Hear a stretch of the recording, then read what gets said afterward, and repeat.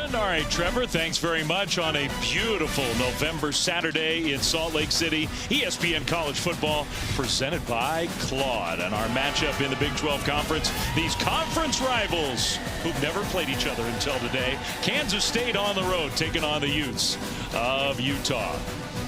It's been a fascinating year in the Big 12. The biggest story has been Texas Tech, but they have 5 ranked teams in the latest version of the college football playoff rankings, including 6-1 BYU and 9-1 overall. And these Utah Utes, the guys were just talking about it in studio, red hot Utah. Dave Fleming, Brock Osweiler, great to have you with us here from Salt Lake City.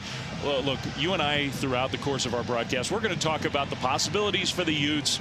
They're in position maybe to have an argument for the college football playoff. If somehow they could get in, I don't think there's a team in the country that would want to play Utah right now. They are just smoking hot. That's an absolute fact. There's arguably no hotter team in college football right now. In Utah's 8 wins this season, it's been total domination. You go back a month ago when Utah last lost on the road to BYU. Since that moment a month ago, they're first in the country in in points per game, first in rushing yards per game, and 4th in total yards per game. So it's been an offensive explosion, and a big reason for that is offensive coordinator Jason Beck, who came over from New Mexico. The guy's been absolutely fantastic. Yeah, maybe it took him a few weeks to kind of get the new system in place, get everything rolling. Since then, unstoppable essentially. Over 40 points a game for the full season. Top 10 in FBS football, 7 different games with 40 or more points. The Utes scoring margin 4th best in the country. Every one of their wins has been by at least 25 points this year, and on the ground just gashing teams, not just the total yardage, all those big running plays. 10 rushes this year of 40 or more yards, and they're doing it on both sides of the ball. Well, they are. We talked about the offense, but once again, and this is something Utah's had in the past, there's the championship defense to go with it. There's 4 schools in the country you see right there that are top 10 in offensive scoring and defensive scoring. Utah being one of them. It's always kind of been the story here in Salt Lake. Can the offense perform the way the defense does? This year, it's been total domination on both sides of the football for the Utes. I think they're feeling like they have a chance to really finish this year with something special. Kansas State, they have their hands full today in Salt Lake City. We've got kickoff in the Big 12 coming up next.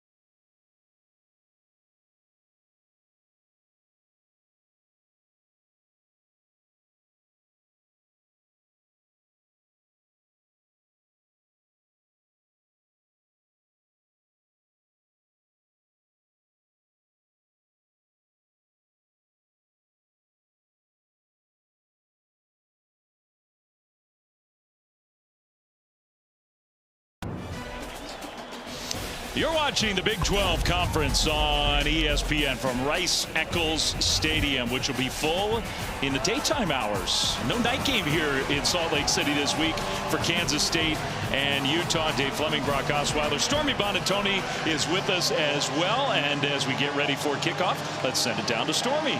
Well, Dave, we know it's already been a pretty uphill battle for Kansas State this season, and now with the exception of Avery Johnson, they're going to be down their top players on both sides of the ball throughout the rest of the season. Their top wide receiver, most explosive play threat, Jace Brown, suffered a season-ending injury last game. Their running back, Dylan Edwards, who's up and down with injuries this year as well, officially left the program recently. And their lead tackler, Austin Romaine, had been playing through a painful hand injury the last few weeks. He ended up having season-ending surgery. So to recap, top wide receiver, running back, and lead tackler all out down the stretch. Despite it all, though, head coach Chris Klieman did tell us he's proud how his team has reacted and stayed in the fight, and they're going to have to continue to grind it out here today against a tough Utah team, guys. All right, Stormy, thanks. A lot of adversity. It's been a tough year overall for Kansas State. Started, of course, overseas in Ireland. Whether that had an impact on their early season results, I think a lot of people believe that it did. They've really played better recently, Brock. Last week, ugly, but they did get a win in Stillwater.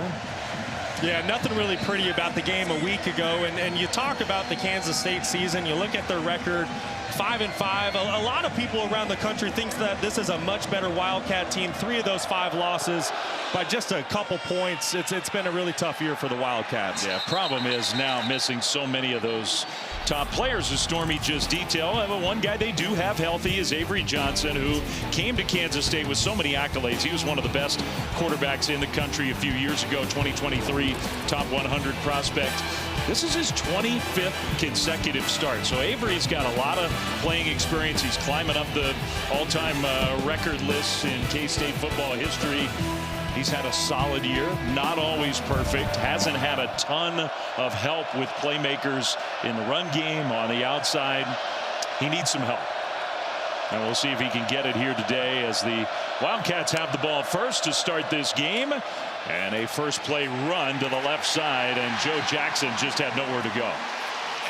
And you know, just to finish a comment on Avery Johnson, you know, I just don't think the 5-5 team record really says, you know, the type of season he's had. Yes, he struggled mightily a week ago on the road at Oklahoma State, but he's done some good things. He's improved his completion percentage from a season ago. You see that, over 2,000 yards through the air, another 400 on the ground, and 24 total touchdowns. He just hasn't had a great supporting cast around him.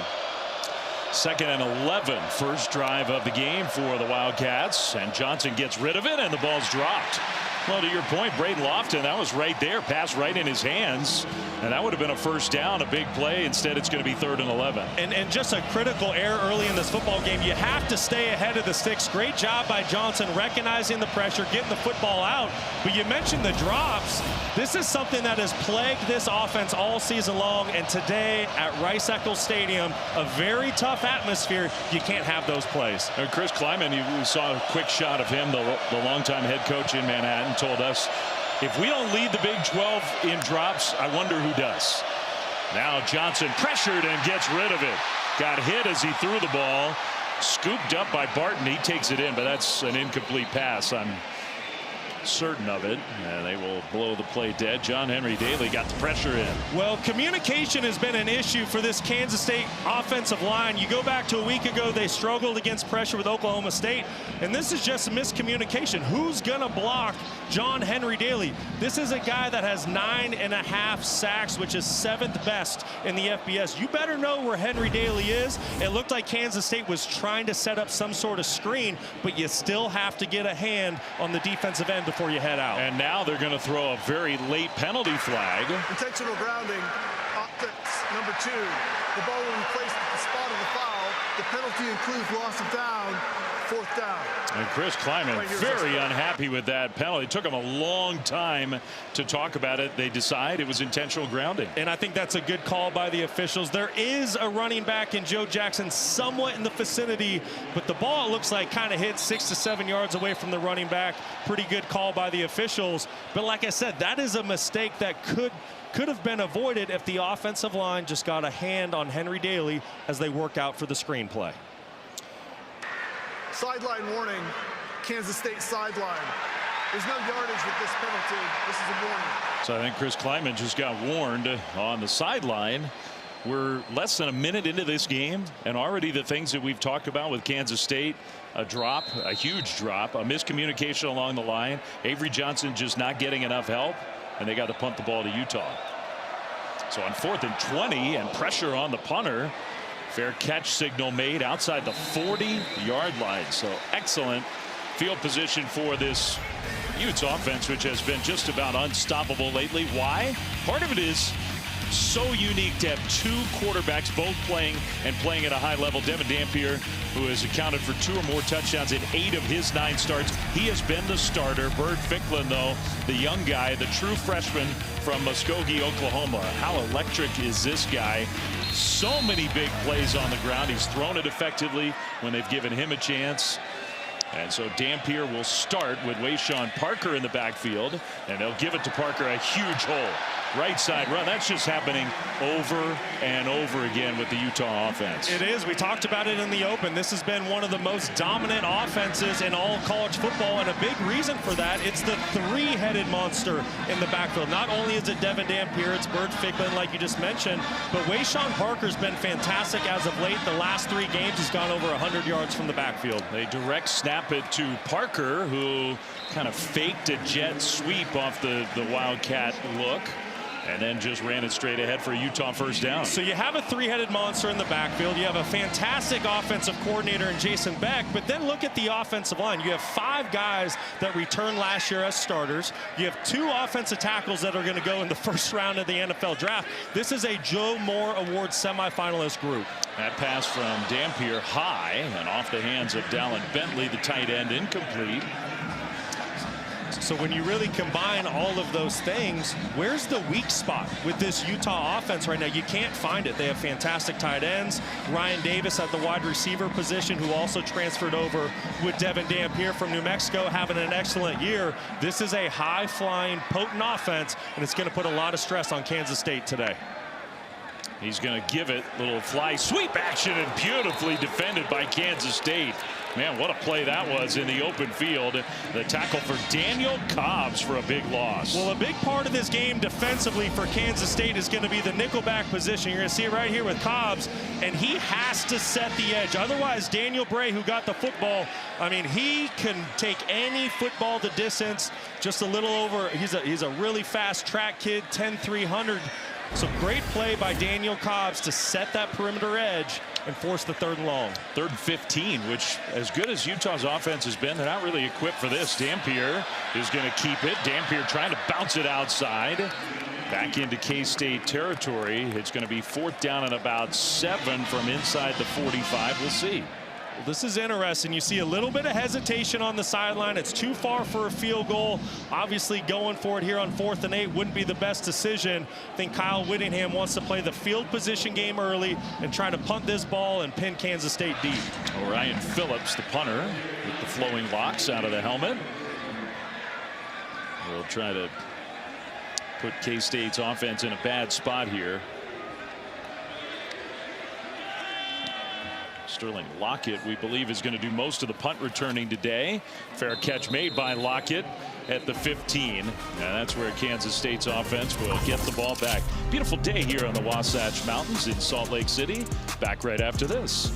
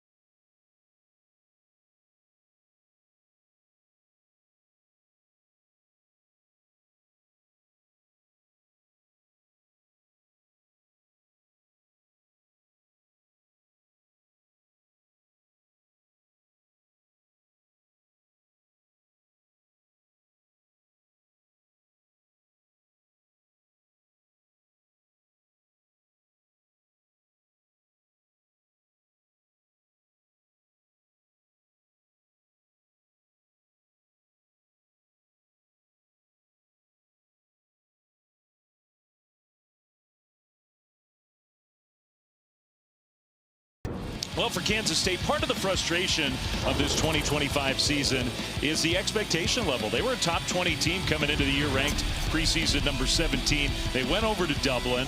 I mean, it was a cool scene. It was a good experience, but you lose the game, and then a little hangover. They lost 3 of the next 5 games, and they were close losses, some bad luck mixed in. They have played better since. Their only loss to number 13, Texas Tech, number 13 at the time, higher than that now, and they were competitive with Texas Tech in Manhattan. So it's not like it's been a totally lost year as they get the ball for the second time now here in Salt Lake City.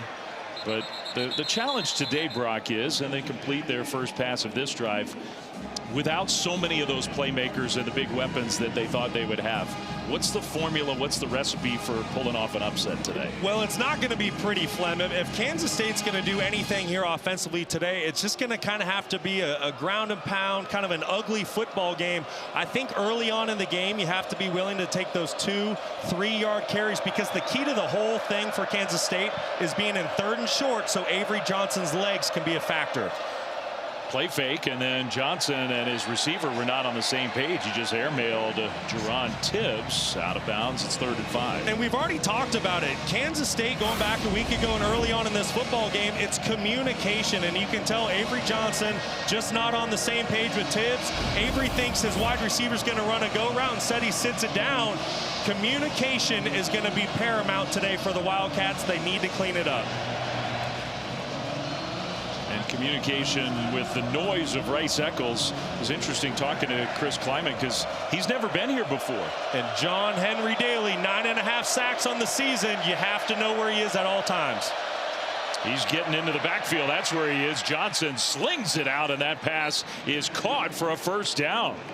And Tibbs held on to this one. That was a good play by the quarterback. Really nice job by Johnson navigating the pocket. The thing I love most, he gets the pressure from Henry Daly, but watch how he keeps his eyes up, keeps him downfield, and that's why he's able to pick up a first down for his offense. Really nice play by Avery Johnson. It was close. That ball came close to hitting the turf there, but they called it a catch. 1st and 10 Wildcats, their first down of the game. Jackson in the backfield. He'll get the carry. Bounce it left side, and now a big gain across the 40 to midfield, and still going all the way down to the 30-yard line.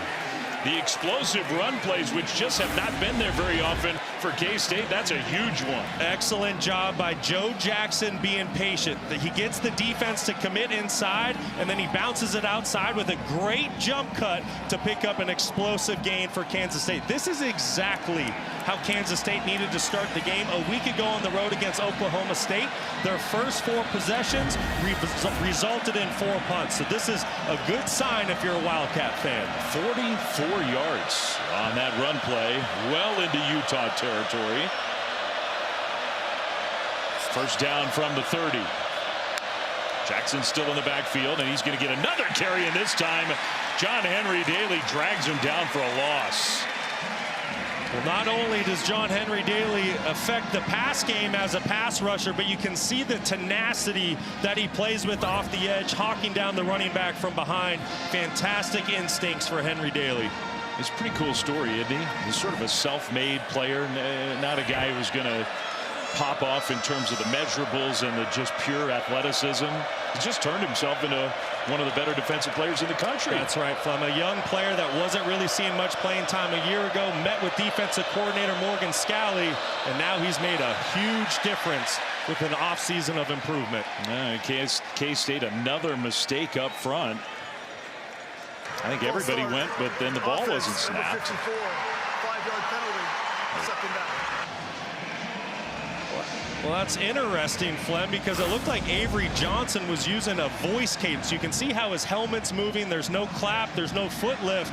This is way too loud of an environment to try to use your voice from shotgun. Offensive line wasn't able to hear him. They jump off sides. We asked Avery this week about that communication, about how to account for the crowd noise. He even was telling us some stuff about how he's got to be louder inside the huddle to make sure his teammates can hear. Handoff and squirting through out into the open field, cutting it back left. Antonio Martin, touchdown. Wow, what a run from the 2nd stringer. 37 yards, and Kansas State is on the board first. What a drive by the Wildcats, and an even more impressive run by Antonio Martin. His offensive line did a terrific job of winning level 1. Martin Jr. stayed patient, and when the hole opened, ran through it and hit his head on the goalpost. Very impressive by the Wildcats. Wow. A run of 44 yards and then the touchdown run of 37. 2 explosive plays on the ground for K-State. Luis Rodriguez, extra point, and that is up and good. What did Chris Kleiman say to us about Antonio Martin? I think he might be able to help us this week. And we saw it on that last play. Rice-Eccles Stadium right now is silenced and in shock. Kansas State up early, 7-zip.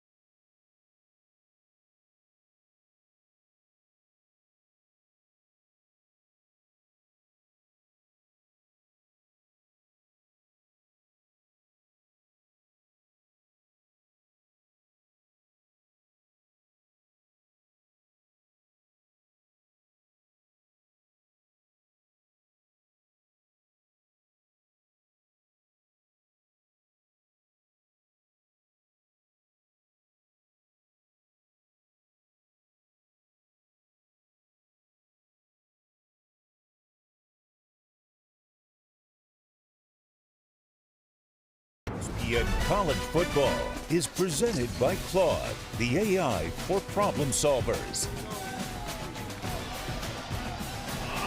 It was quite a distinguished list of Utes seniors going through the senior day ceremonies before the game, including all 5 starters along their outstanding offensive line. Lander Barton, who's been a true great here. His family's so connected to this program. They love their seniors. They love their Utes here in Salt Lake City. And it's a team that has a lot to play for, and yet they are down 7-0. Still very early. Kind of a line drive kickoff into the sun, but returnable for Bray and Utah.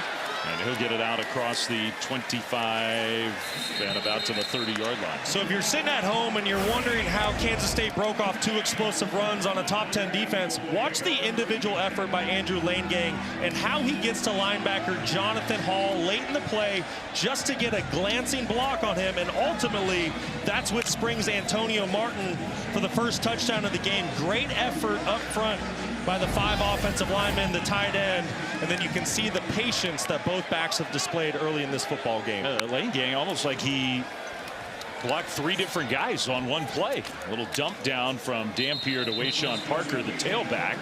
Out across the 35-yard line for a gain of about 5 on first down. Well, if you're a Kansas State fan right now, you're feeling pretty optimistic. You're seeing some good complementary football.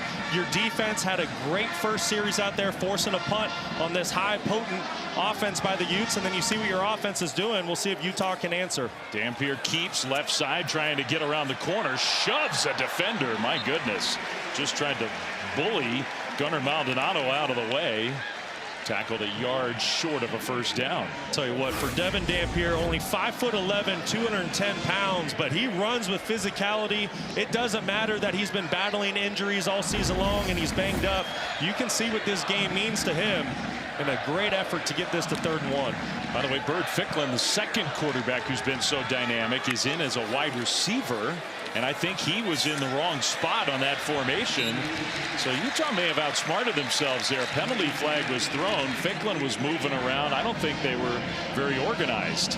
Well, now you get some miscommunication between Ficklin and Daniel Bray, who got the football. Illegal shift, offense. 2 players were in motion and did not reset. 5-yard penalty, 3rd down. You're going to see Ficklin at the bottom of your screen. And then there's Daniel Bray. Bray needs to give Ficklin time to get on this football. You cannot have 2 guys moving at the same time. You see they both are. Easy call for the officials. So instead of 3rd and short, which looked like an easy conversion, it's 3rd and 6 now for Utah. Parker, play fake to him. Dampier throws over the top and off the hands of his intended target, Bentley, the tight end. Penalty flag go around that play. Maybe his arm got pulled down. What a throw by Dampier. Right in the breadbasket. Pass interference, defense, 15-yard penalty, automatic first down.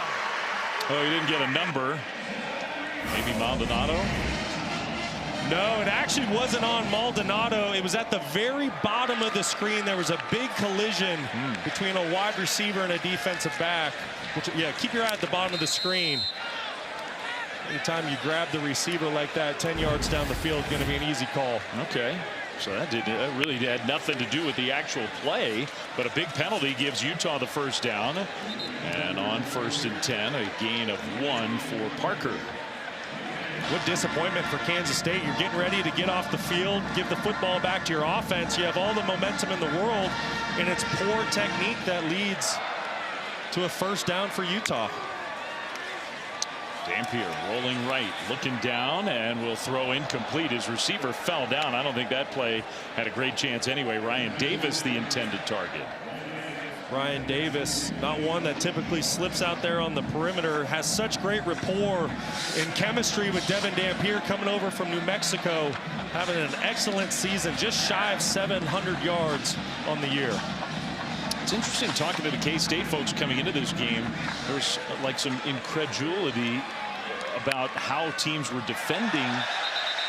And now K-State might have moved early on 3rd and long. That would be another big penalty against the Wildcats if it is.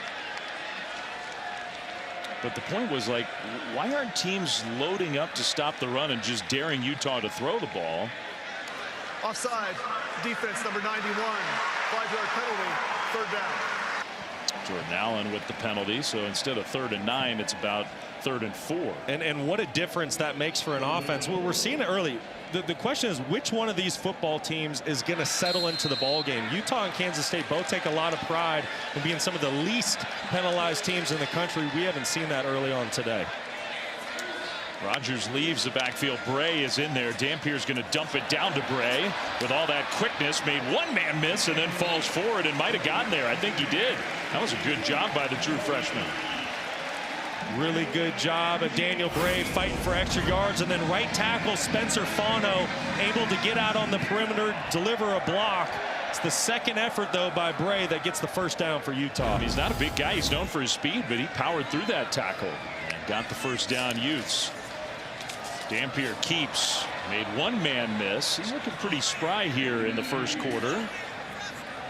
but tackled for a gain of just a yard. Give a lot of credit early on to this Kansas State defense. It is not easy to defend Jason Beck's offense. You're seeing it early.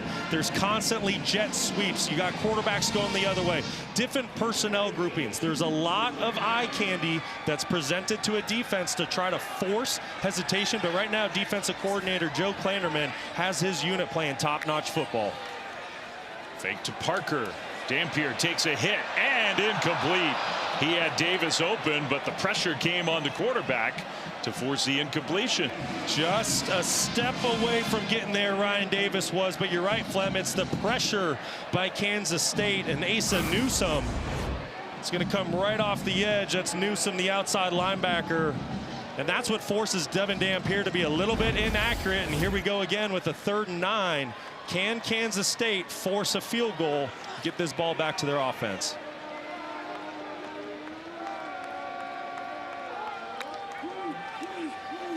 Dampier trying to scramble. Dampier is going down. Now Kansas State, and here come penalty flags in.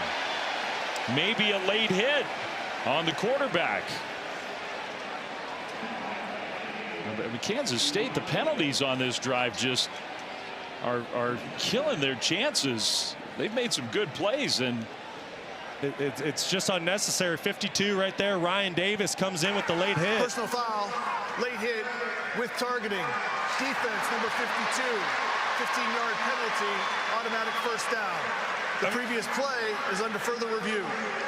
I mean, if you're going to beat a really good Utah team, you have to start by not beating yourself. And right now, keep an eye at the top of your screen as 52 comes in. I mean, that is just way too easy for the officials. It's not a smart play. It's unnecessary. It's clear as day that Dampier's going down. And now the best pass rusher for Kansas State is more than likely going to be ejected for targeting. I mean, he definitely launched. I think he's defenseless in that position, isn't he? I mean, I would think they would probably uphold that targeting. Play was clearly over.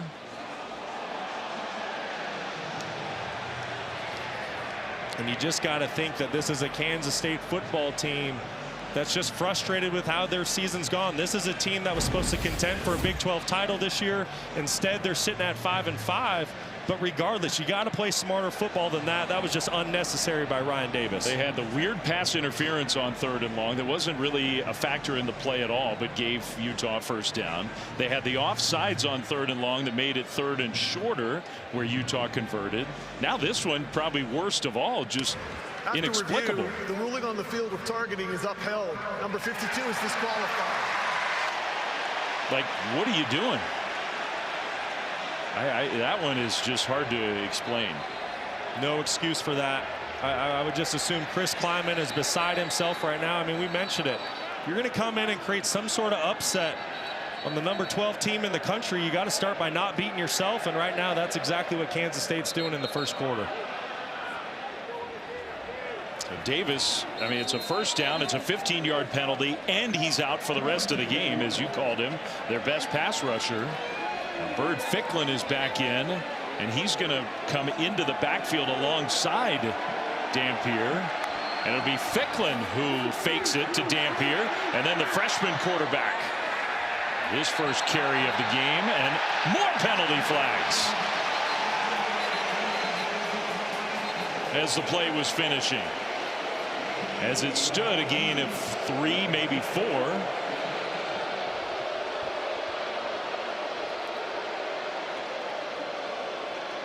This might be a face mask call on Kansas State.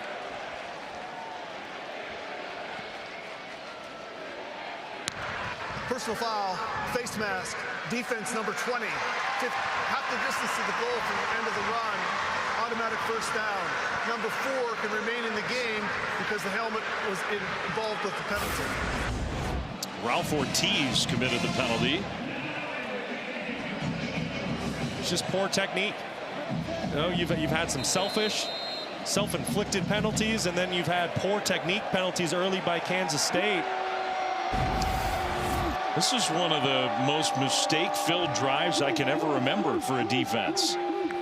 45 yards of penalties on this drive alone, and that's going to lead to a touchdown. Bird Ficklin over the right side, the true freshman quarterback. with the first points of the game for the Utes.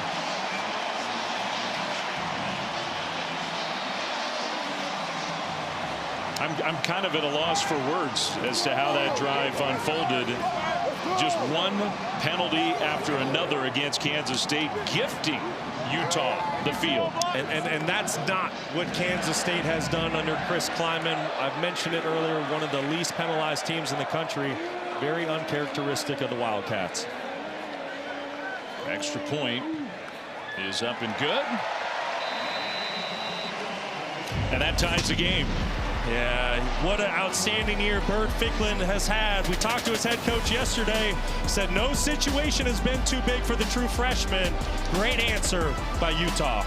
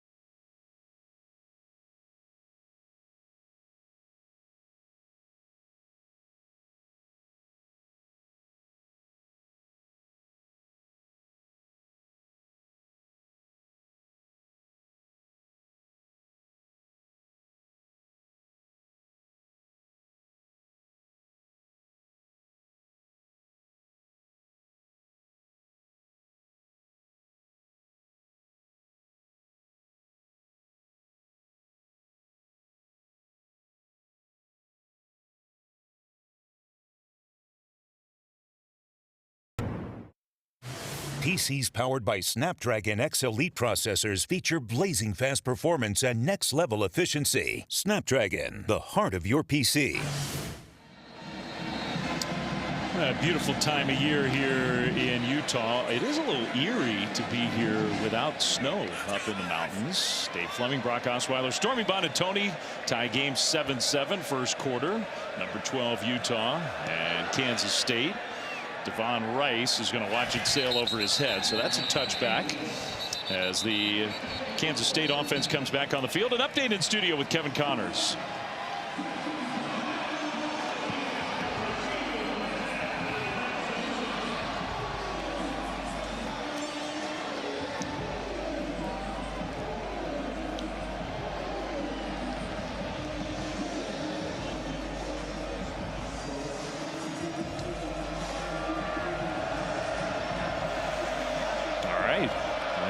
kid can play, man. I'll tell you what, Malachi Lemon, what a year he's had. So Avery Johnson and the K-State offense back on the field. Jackson is going to pitch it. A little reverse play with some speed out there. And another good play on the ground. That's Sterling Lockett all the way outside the 40 to the 43. A gain of 19. Well, on the edge, Trey Reynolds, he's going to come from over here at 37. Just gets fooled with the reverse play. You're going to see him try to run down Jackson. Loses sight of the football. Allows for Moss to come back the other way. And right now, offensive coordinator Matt Wells, he's done some really good stuff to kind of control the tempo for Kansas State early on in this game. That's 3 big plays on the ground for Kansas State already in this first quarter. Johnson back to pass on first down to the left sideline, shows off all that arm strength. He's got a lot of it. Finds his big tight end Garrett Oakley. That's a really nice throw by Avery Johnson, on time and inside the pocket. That's something that Wildcat fans really wanted to see Johnson improve upon this year. I think he has. Last year he was a sub 60% completion quarterback. This year he's 60% plus. Great throw and catch by Garrett Oakley. You know, I enjoyed our conversation with Avery Johnson this week. He seems like a guy who's growing into the responsibility of being the quarterback in his home state with all the pressure that's been put on him over the last couple of years. He will hand it off. No, he kept it, and he gets dragged down on second and short. A big loss. And who else? John Henry Daly, who's been everywhere in the first quarter. Henry Daly, excellent play off the edge, not taking the bait at all. Just comes flying off the edge. Fullback misses the block, but it's Henry Daly in his eyes. He keeps his eyes on the football the entire time. He knows Avery Johnson has the ball.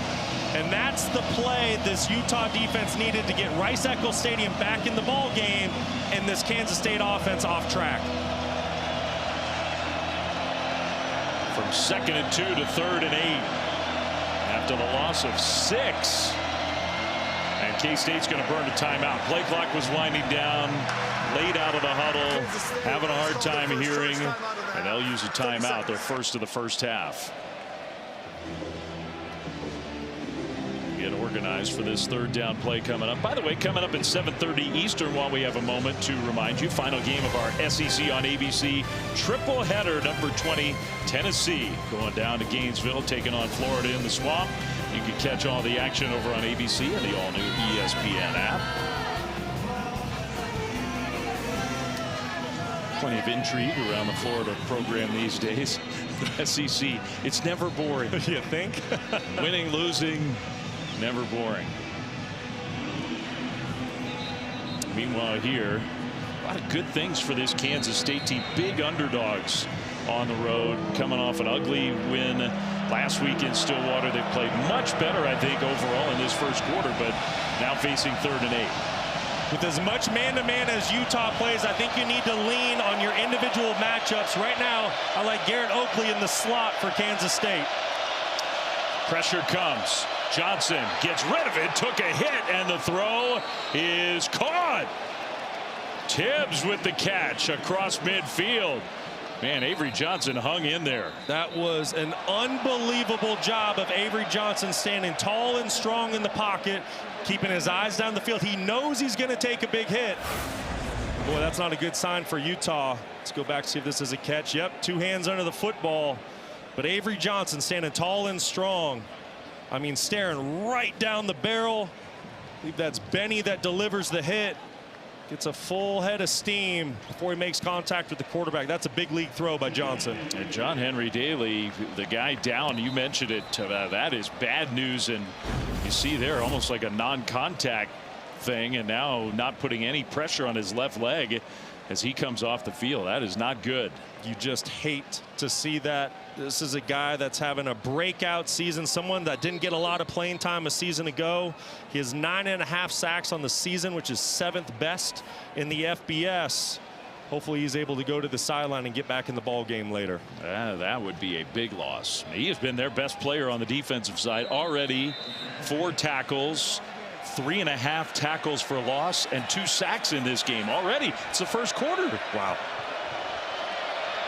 But he's on the sideline. Jackson and the K-State offense.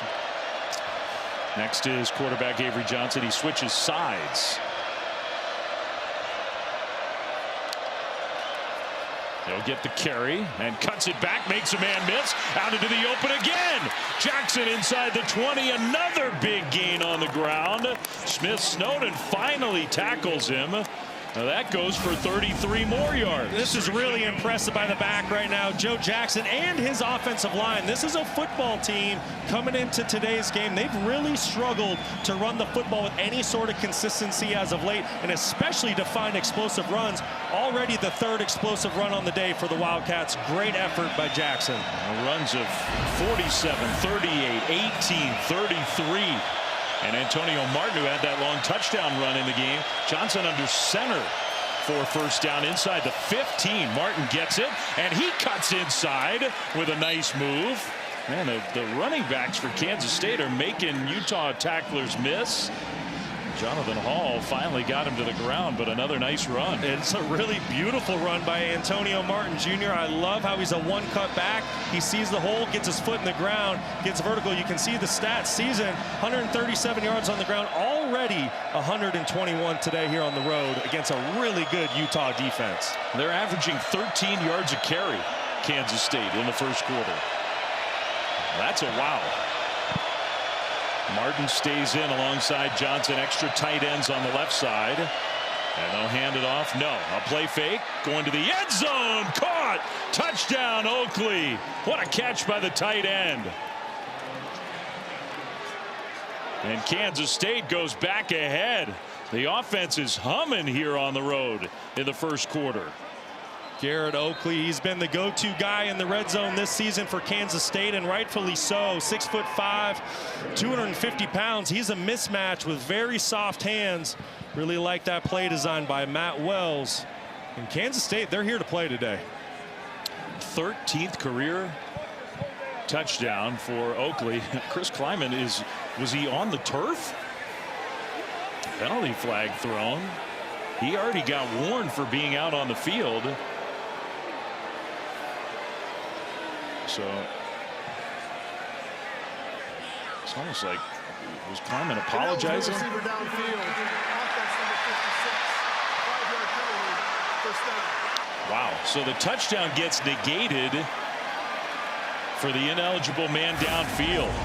So if an offensive lineman goes more than 3 yards down the field, that's lane gang. When the quarterback releases the ball, keep an eye on where lane gang is. If he's more than 3 yards, it's an eligible man downfield. I mean, it's close. It's right on the cusp. But you can see why Chris Kleiman's upset, because he feels like it was a really close call. Usually officials kind of give benefit of the doubt to the offense. Not that time. They already have more penalty yards in the first quarter than they've had in any game all year. And that takes points off the board.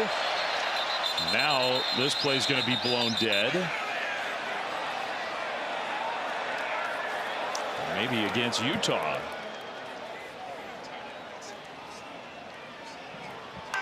Offside, defense, number 98. At the distance of the goal, second down. Alex Vakalahi. Yeah, just inside, getting a little head start. You can see it looked like Avery Johnson might have been trying to work a hard count. You can see his head bobbing. That means he's using his voice as well as the clap, clearly getting the big defensive tackle inside to jump off sides. So 2nd and 4, they can get a first down. Jackson back in the game. Johnson under center. They'll give it to Jackson. And nowhere to go. He gets swallowed up at the 5, maybe got a yard.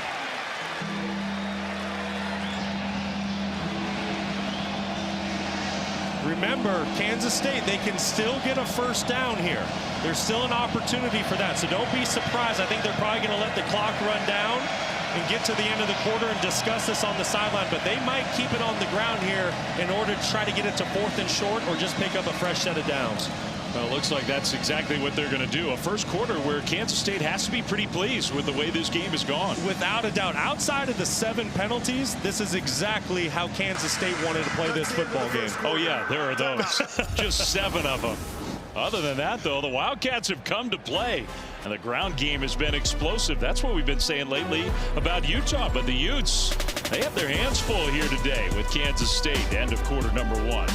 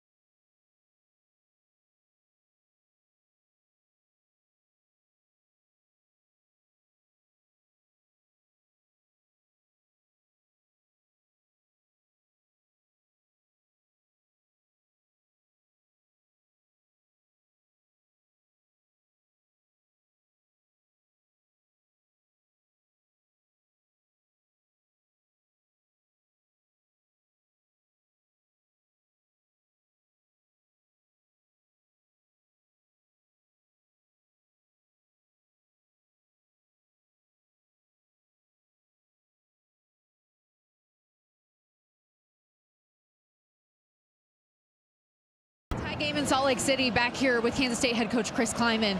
Penalties take points off the board. They lead to points on the other side as well. How stressful has this been? Well, we're playing hard. We're playing physical. We got to get rid of the flags a little bit. Some of that's on us. Some of that they got to let us play a little bit. But I'm proud of our guys, man. We're trying to play big boy football here, being able to run the football at them and trying to make this a 4-quarter game. And our kids are ready to play today. Thanks for this. You bet. All right, thanks, Stormy. Thanks, Chris. There's some big boy football for you. Touchdown, Avery Johnson. How about that? First play of the second quarter in Kansas State. Those points came off the board with the penalty. They put them right back on there on third down. I'll tell you what, Kansas State came to play today. Nobody in the country, when you looked at things this week, gave a 5-5 Kansas State football team any chance to come into Rice-Eccles Stadium today and pull off the upset. I know it's early, but this is a football team playing really good complementary football, both offense and defense right now. So beautiful play design. Extra point up and good.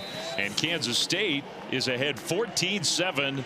Their super athletic quarterback Avery Johnson takes it in. And he put that athleticism on full display. If you account for the quarterback with the defensive end, he's going to make you pay. Utah played man-to-man. Nobody was accounting for the quarterback, just a basic read off that end. If the defensive end hesitates just for a second like Cash Dillon did, Avery Johnson's going to make you pay and get that football to the perimeter. So the Kansas State offense, how impressive has this been? And this is a bit of a story. We did not expect this all season long. Matt Wells, who's been a longtime college football head coach, been a longtime offensive coordinator. He's been on the sidelines all year for K-State. For the first time all year, he's up in the booth calling plays. Yeah, and you got to wonder why he made that change. But whatever the reason is, it's working. And this is something that Kansas State's probably going to want to stick with. When we spoke with Matt Wells yesterday, you know, he was pretty honest with us, and he wasn't really confident in his rushing attack coming into this environment against a top 10 defense. How were they going to come up with rushing yards? Well, how are they going to do it? They already have 127 on the ground today. Matt Wells is calling a fantastic game right now. It's been the missing piece for Kansas State. They're so used to having a consistent ground game. That'll be a touchback. And before Utah's offense tries to respond, back to the studio with Kevin Connors.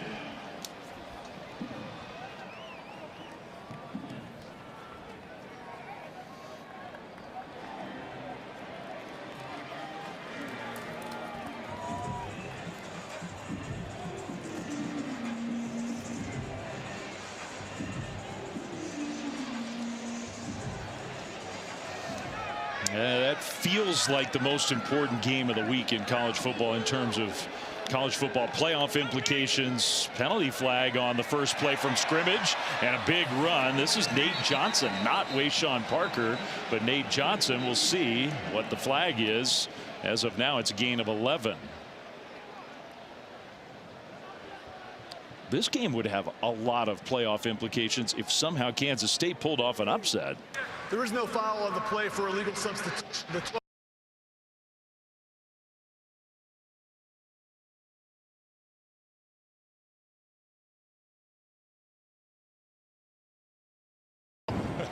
First down, Utah. You get the sense that this is a really big drive for Utah. The way Kansas State has come to play today, both offensively and defensively, Utah, they want to possess this football for a while and give their defense a breather. Dampier turns, and that's not Dampier. That's Nate Johnson again taking the direct snap, and he'll go right side. Nate Johnson, who, what do you have, 18 carries all season coming in? I love this. You're going to see a block come down from the perimeter, and then it's all the lead blocks that you get outside for Nate Johnson. I mean, this is just a wave of Utah players coming downhill at this Kansas State defense. Great scheme by Jason Beck. Now Dampier is going to take the snap here and throw, and he threw it behind his receiver J.J. Buchanan, who almost made a one-handed catch. Incomplete. Tell you what, Kansas State, this defense, they're dictating some things right now. They're putting pressure on this Utah offense. Devin Dampier, he's going to need to make those routine throws to stay on schedule on first and second down. He's been an accurate passer this year at 65% completion, just a bit behind his tight end. Yeah, not today so far. 2 for 6 throwing the ball. He will give it left side, and that's Johnson again. They're making a point of getting Nate Johnson involved, and he's showing some stuff.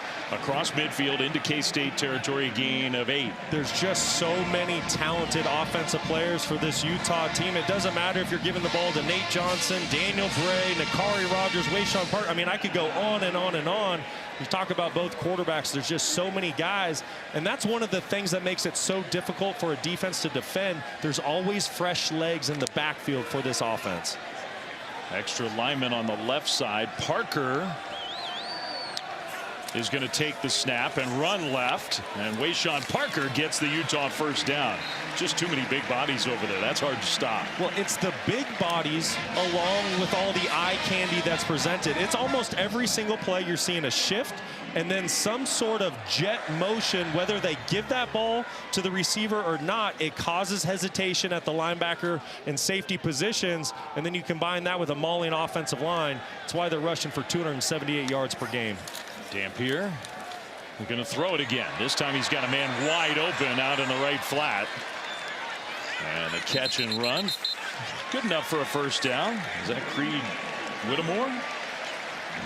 Welcome to the game, Creed. I was going to say, we're seeing a few names and faces that haven't typically been out there for this offense this year. Great job by Whittemore taking advantage of the one-on-one matchup outside. He's got a chance to be a good player here. Sophomore from Gainesville, Florida.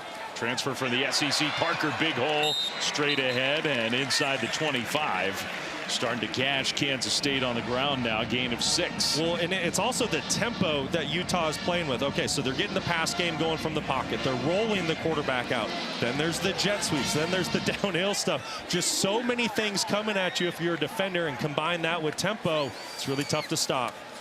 Dampier, play fake, over the top, and incomplete. He had Buchanan wide open, and the pressure forced the incompletion, and now he's slow to get up.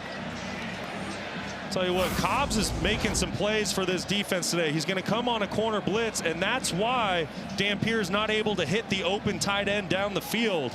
See the pressure off the edge. And Cobbs played in a reserve role the majority of the year, but he's really making the most of his opportunities today. I think the hard part about that hit, Dampier's head almost snapped back onto the turf. He hit the ground hard. Now a left side run, and that's good enough for a Utah first down. So 3rd and 4, they just play some power football to get the first down.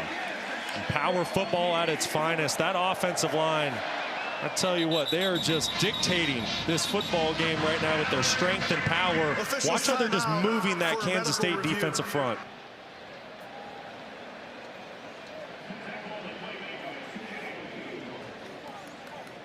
So now a stoppage. They acted like somebody was hurt, but I didn't see an injured player. So whoever it was got off the field quickly. Wesley Fair, I think, was the guy who got dinged up for Kansas State. So they may not stop this for a full injury timeout. Kansas State, big underdogs on the road, leading 14-7, second quarter. But Utah's powerful ground offense on the move here. Dampier and Bird Ficklin, those two quarterbacks who both have played so well. We haven't seen as much of Bird in this first half. And not only playing well, and you're right, Bird's been out there a little bit, not as much as we're used to seeing, but I think the unique thing about those two, both being quarterbacks, they're also best friends off the field, and they have a great relationship, and I think it just says a lot about the selflessness of Devin Dampier to take that young true freshman quarterback under his wing. Are they taking Dampier to the sidelines? Well, we showed that play a couple plays ago where he kind of smashed back into the turf. You wonder if that's what's going on. So his best friend is going to have to take the field here, it looks like.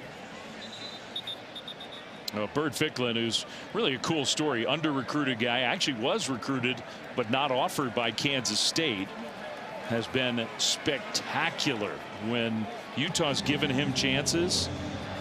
He really has. He's to me, the thing that's most impressive, he's not operating like an 18-year-old true freshman.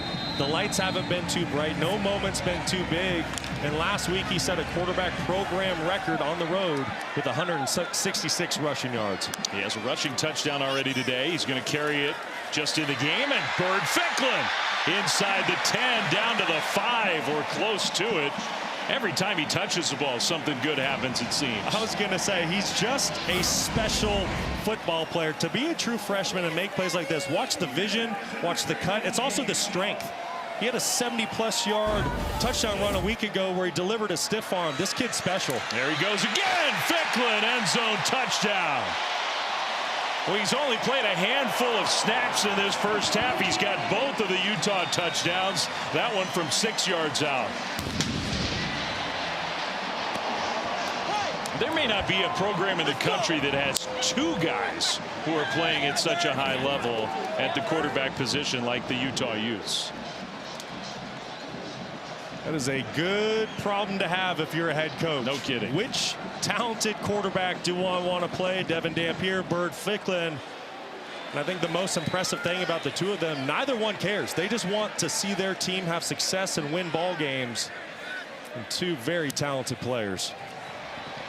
Well, the ground game on both sides has been impressive in this first half. This time, the true freshman QB. Well, second touchdown, but he got a couple great blocks. One by Wayshawn Parker and his left guard, Togiai. Utes answer, tie ball game here in Salt Lake.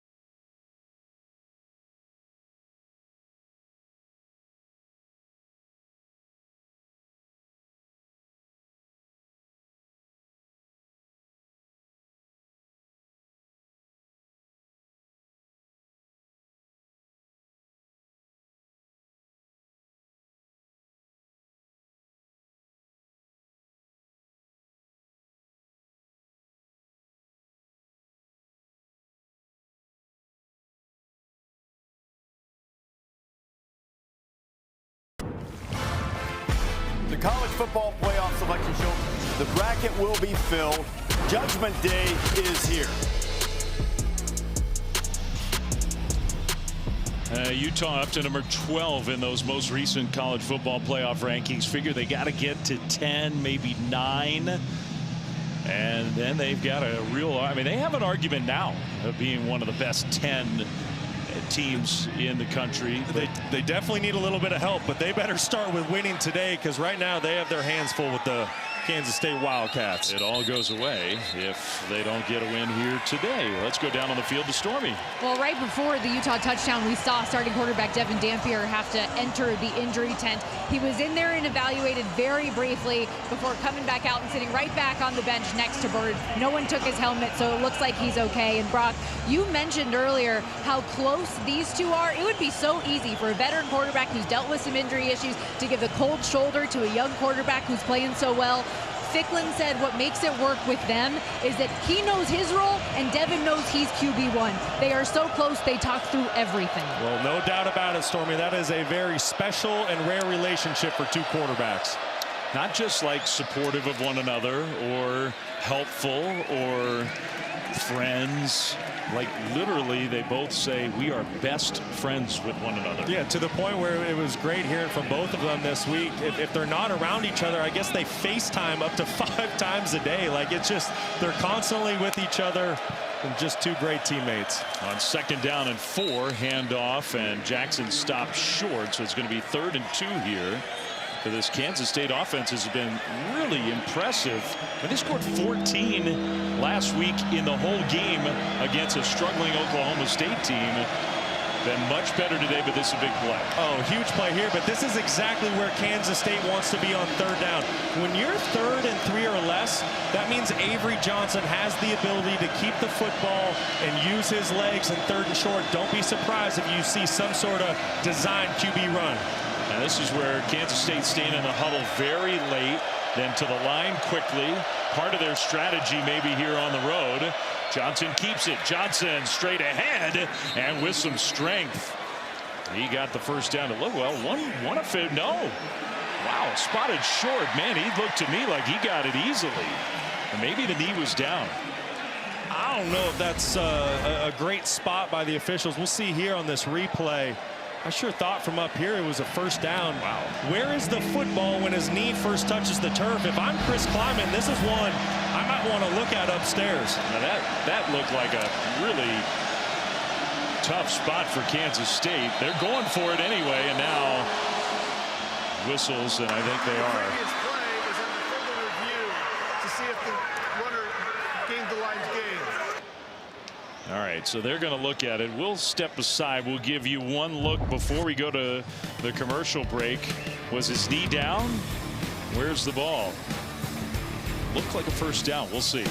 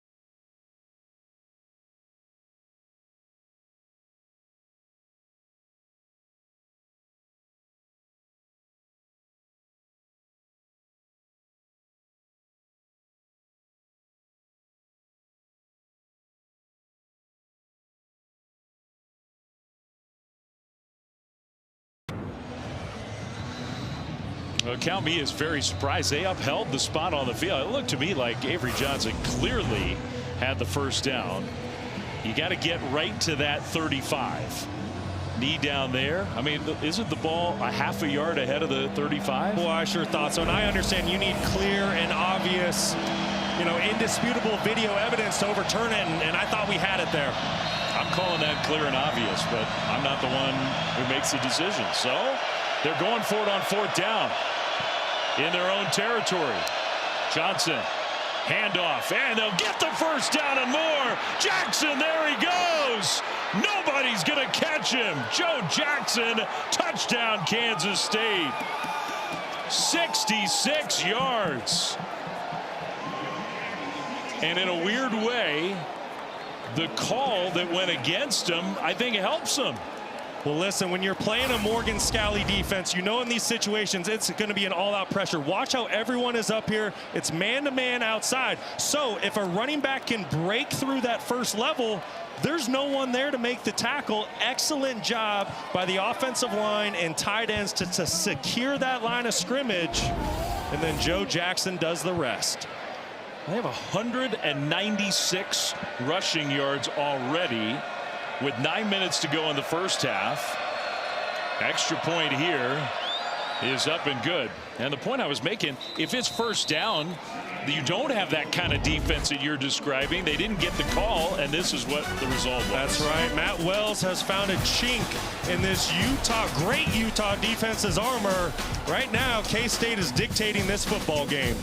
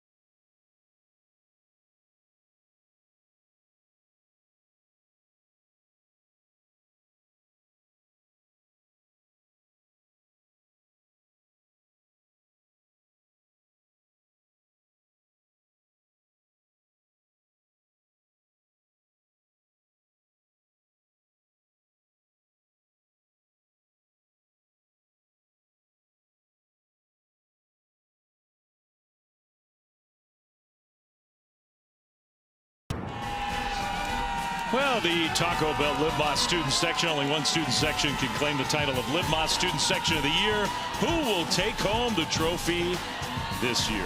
We're playing like a Where's Waldo game today with the Utah students because Ella Wells, the daughter of Matt Wells, K-State's offensive coordinator, is a student here. She's in that mix somewhere. 21-14. Wells and the Wildcats back ahead. Well, Jackson's going to get the credit for the touchdown, but I need you to see these blocks up front, and then tight end Swanson, and then really it's the pull by Vass. It's really those three parts. You have Pastore, Vass, and Swanson just do an excellent job of securing level one. I mean, not a finger gets laid on Joe Jackson once he breaks through that line. Great job up front by that offensive line and tight end. They are fired up. Look at Vass. he's feisty on the sidelines. Ficklin, the quarterback again. The jet sweep fake. And Bray took a hit, and then Ficklin got maybe back to the line of scrimmage on first down. This defense has done such a great job today of just doing their 1/11th. What do I mean by that? Every individual on that field is just doing their job. No one's trying to be a hero. They're staying in their lanes. They're staying eye disciplined, and that's why this Utah run game hasn't exploded like it has the past month. Play fake. Dampier back in, and that throw was off target. He had a man wide open, Bentley, the tight end, and missed him. Just another off-target throw, and we've seen a couple of those out of Devin Dampier today, and that's something that he has not done this year. He's been a very accurate passer, 65% completions on the season. He's 11th in the country when it comes to total QBR.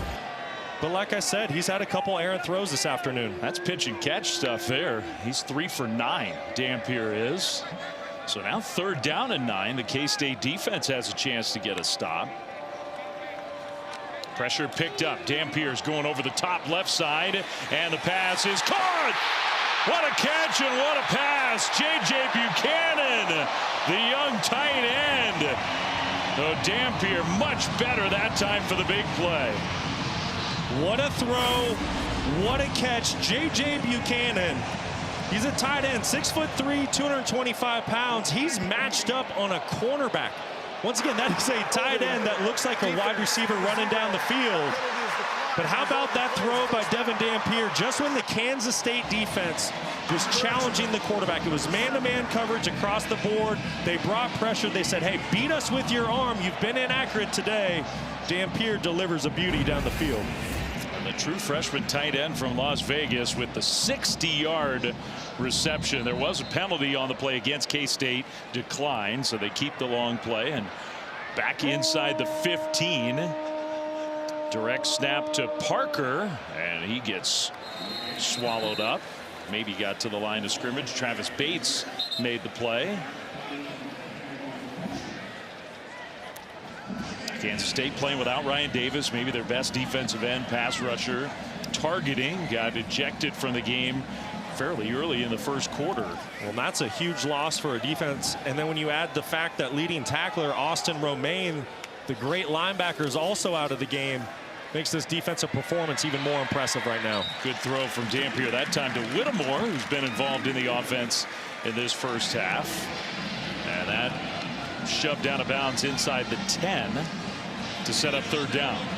Well, Utah has been one of the best red zone offenses in the entire country this year. They're scoring touchdowns at 80% a clip. So if you're defensive coordinator Joe Klanderman, what can you come up with here on 3rd down to force a field goal by the Utes? The Utes do not like to kick field goals. They sure don't. They do not want to do it. Bird Ficklin is in the game, but he's out as a wide receiver on the left side. Dampier takes a snap, bounces it right, turns a corner. Dampier, pylon, touchdown, Utah.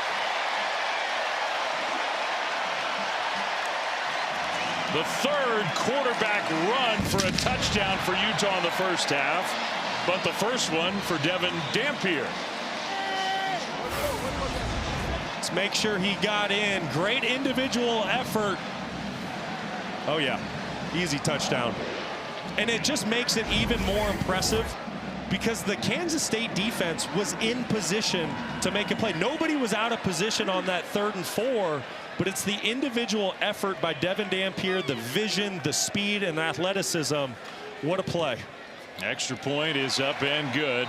So Bird Ficklin has 2 rushing touchdowns, and now his very best friend in the whole wide world has one. Two-headed monster at the quarterback position. I mean, you see all those white jerseys.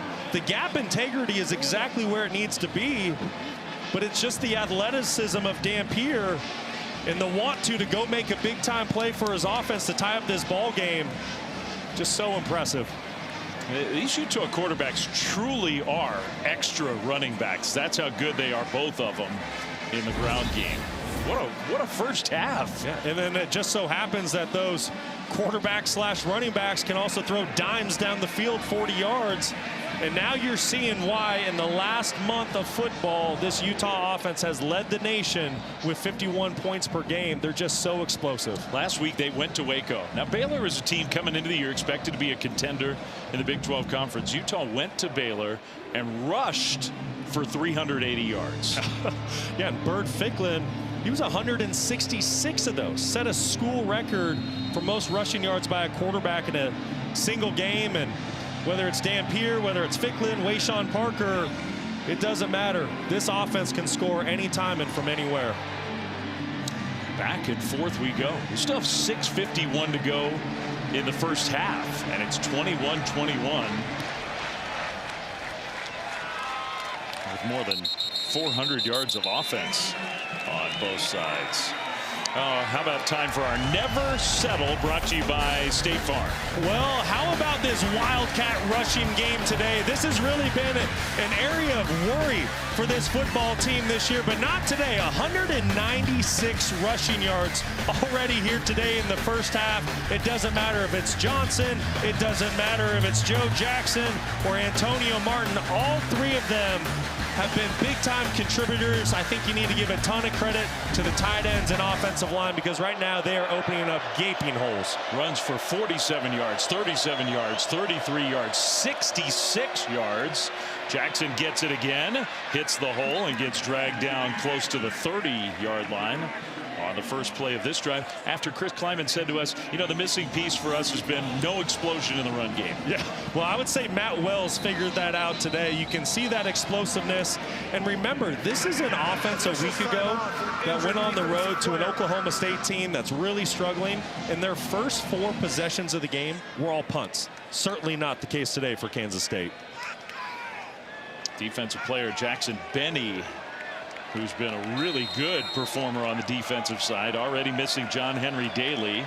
Now Benny goes to the sidelines. Well, Utah's defense getting a little beat up here. That sort of late break out of the huddle. Johnson takes the snap, throws middle, and off the hands of his tight end. That's Will Ancio. You know, Dave, you've talked about the late break out of the huddle for Kansas State a couple times now today. The reason why they're doing that is they don't want to give defensive coordinator Morgan Scalley time to try to evaluate what this Kansas State offense is trying to do and then make adjustments. So I love what Matt Wells is doing. He keeps his offense in the huddle, late breaks, so this Utah defense cannot make adjustments. Utah's defense trying to make adjustments right now on 3rd down and 5. Johnson in the pocket. He'll throw, and it's incomplete, but the penalty flag is thrown, trying to hit his tight end Oakley, who almost got clotheslined as the ball was on the way. It's going to be on Teo Johnson, trying to cover the big tight end, and man coverage. Just poor technique, gets out of position, and puts a hand out. Pass interference, defense number 5. The ball will be placed at the spot of the foul, automatic first down. Like I said, Teo Johnson, he knows he's beat early in the down, so rather than giving up a big play, he's just going to grab and hold the tight end real quick. Some might call that a heads-up play, just so you don't give up a bigger one. I think that would qualify. So 1st down, Kansas State.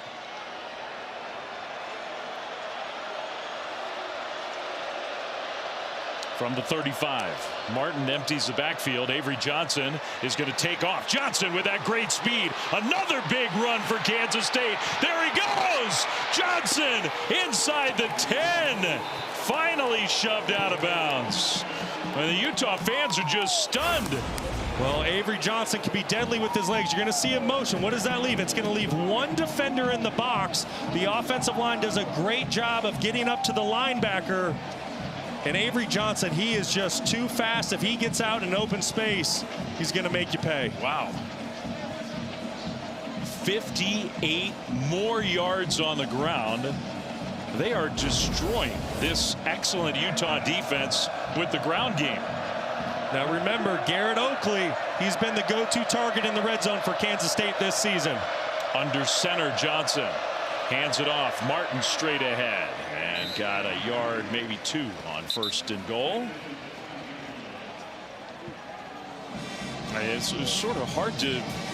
Johnson catching his breath with a little smile on his face. That was a long run for the quarterback. They already have. It's the first half with 5 minutes to go. Unbelievable. They have 261 rush yards. This is what the Utah offense has been doing to opponents lately. Kansas State really struggling to rush the football as of late, but today putting on an absolute clinic.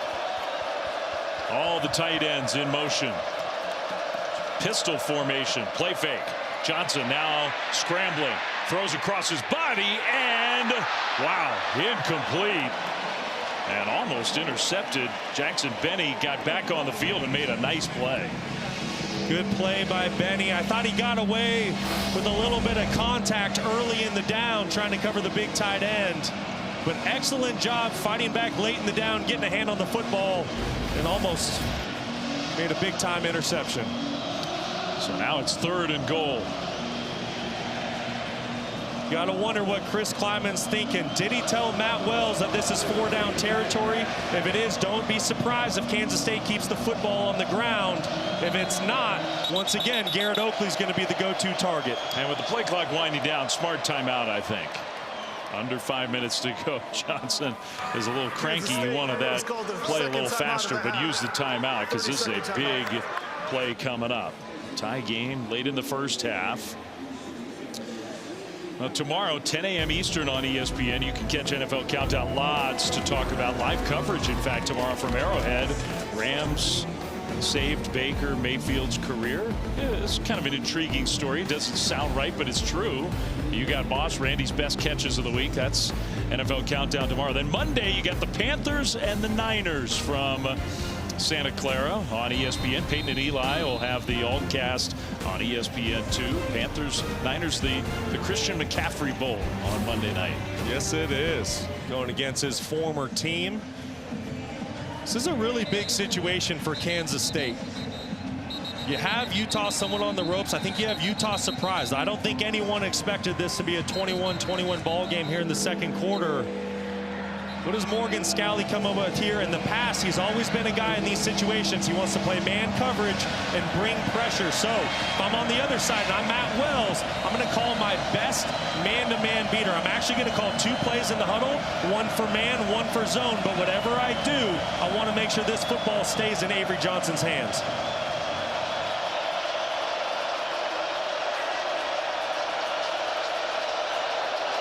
That's that tight end on the left side. Johnson looking right and incomplete. Little slant pattern trying to hit Lincoln Cure, a very talented young tight end. It's 4th and goal, and it looks like the field goal team's coming out. Boy, I thought that was a pretty good throw by Avery Johnson, giving his true freshman tight end a chance to make a play. Good coverage outside, and what a stop by Utah to hold Kansas State to a field goal here. Yeah, good camera shot there of Chris Kleiman. He was ticked off that they didn't punch that one in. In a game like this, touchdowns very valuable. Luis Rodriguez going to try to put 3 on the board. Short field goal, just 22 yards, is up and good. So the Wildcats do march down the field. Another big play on the ground, and they take the lead back. So 24-21 Kansas State. Let's go down for an injury update with Stormy. Yeah, Dave, you mentioned earlier John Henry Daly not in the game. He was flying around earlier, had 2 sacks. When he had to leave the field earlier, never a good sign when you're having to be helped off and already having the boot on in the field. So unfortunately, to see one of their best players unavailable, as we see K-State continuing to put points up on the board. I mean, he was everywhere in the first quarter. He's having just an all-American kind of season. And yeah, the shot of him being held back to the locker room with that boot on the left foot, not good. You just hate to see it. Breakout season for Henry Daly. 11.5 sacks on the year after his 2 today. And he's a semifinalist for the Chuck Bednarik award, which goes to the most outstanding defensive player in the country. That's how impactful he's been for this defense this year. You hope he's able to get back out there relatively soon. Meanwhile, just, I mean, really a fascinating first half here, and not at all the way that anybody would have figured this one would play out. Daniel Bray back to receive, hoping for an opportunity. Instead, it's a touchback. Well, Brock mentioned the possibility of an award, our college football award spotlight, brought to you by the Home Depot. We'll shift to the offensive line, and Spencer Fano, the Outland Trophy semifinalist, who has started 35 games in his career, top 10-ish NFL draft prospect. What a player. Oh, just an outstanding player. You see it right there. Started 35 out of 36 career games. He's been on the football field since an 18-year-old true freshman, and more than likely he is going to be the first offensive line taken in the upcoming NFL draft. At Home Depot College Football Awards show on Friday, December 12th, 7 Eastern on ESPN. Utah's offense back on the field, and here we go again. Man, both offenses right now are rushing the ball beautifully. 12 yards for Dampier. You're starting to get the sense that defense isn't even out there on the field. It's like an offense playing against air, but you just need to give so much credit to the offensive line, the blocking on the perimeter by the receivers and tight ends. I mean, I don't think anyone laid a hand on Dampier until he was 10 yards down the field. In the pocket, going to throw on first down. He'll throw incomplete. Trying to hit that tight end again. That's really been the only thing that has slowed down this Utah offense today. It's been some inaccuracies, a little bit of miscommunication from inside the pocket for Devin Dampier, but outside of that, it's been nearly flawless for Utah in the first half. Yeah, Dampier's 5 of 12 throwing the ball. This time running and then throwing, and a perfect delivery to J.J. Buchanan, who's having a big first half. First down Utes. Well, this is just really cool play design by Jason Beck. You're going to get the quarterback outside the pocket, and watch what that does to the linebackers. It gets all them to step up, and then that's how you're able to get the football behind their ears. Just watch how these backers step up.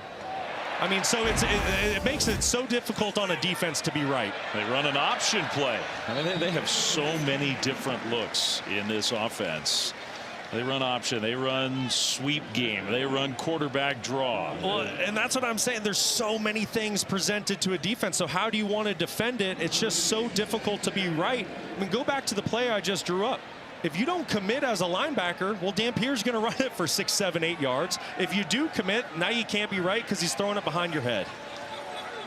Second down and 4. Play fake. Dampier looking middle, now scrambling. Dampier is going to run and go out of bounds. Short of the first down. Interesting part of the half here with 3 minutes and 4 seconds to go.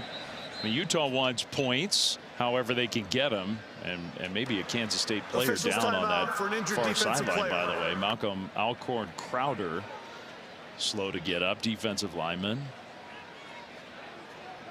Good to see him actually get up. Not feeling great, though.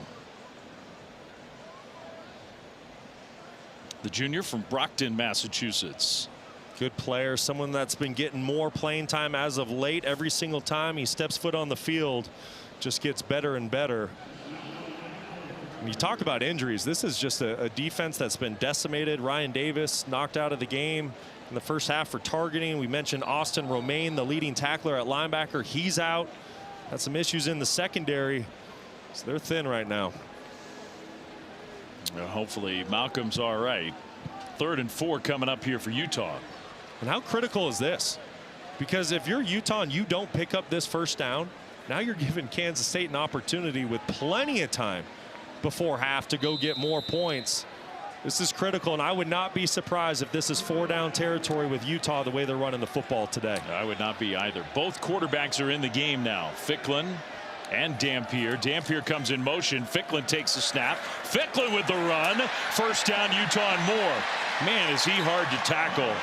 Bird Ficklin, just a true freshman from Muskogee, Oklahoma, and another excellent run, 12 yards on the ground. 18 years old and 200 pounds, but I tell you what, he's running like he's 22 years old and 220 pounds. Just a physical runner inside the tackles. There's nothing this young quarterback can't do. The only guy who came close to stopping him was his own offensive tackle, big Caleb Lomu, who then kind of redirected and said, no, go this way. You see Utah starting to slow things down. They don't want to give Kansas State this football back before half. I think it's the right way to play it. Ficklin still in the game, fakes a run, looking to throw, slings it out, incomplete. Intended for Buchanan, true freshman to true freshman, but it'll be second down. Good decision by Ficklin. Good coverage down the field by K-State. No reason to force the football in plus territory. It does stop the clock. We have the 2-minute timeout, presumably after this next play. K-State has 1 timeout remaining, leading by 3 in a very entertaining back and forth first half in Salt Lake City. Ficklin off the field, Dampier back in. He'll hand it to Parker straight ahead, and Parker with a power run took a big hit. And that is now the 2-minute timeout after a short gain. So 2-minute drill for Utah, down 3 when we come back. That's the 2-minute timeout. Timer, please set the game clock.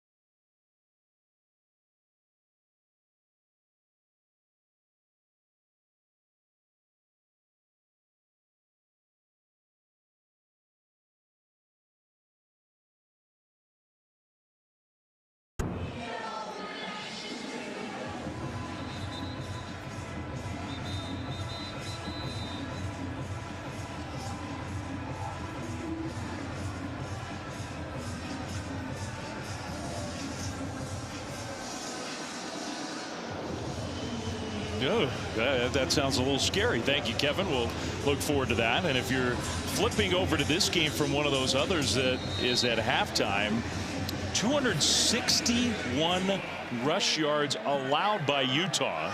Kansas State has gashed the Utes on the ground. They lead by 3 out of the 2-minute timeout. 3rd down for Utah. Pass behind the receiver Whittemore, and now penalty flags thrown in. He made a nice move to first of all catch it and then turn upfield and get a 1st down. And we'll see if those penalties are against Kansas State. I don't know, maybe not. I think it's going to be on J.J. Buchanan. Outside offensive Pass interference. Offense number 81, 15-yard penalty, 3rd down. Just like I thought, it's the true freshman tight end. And I get it, you're trying to create a man rub. He's going to work right here, and then you get the route underneath. But watch the contact down the field.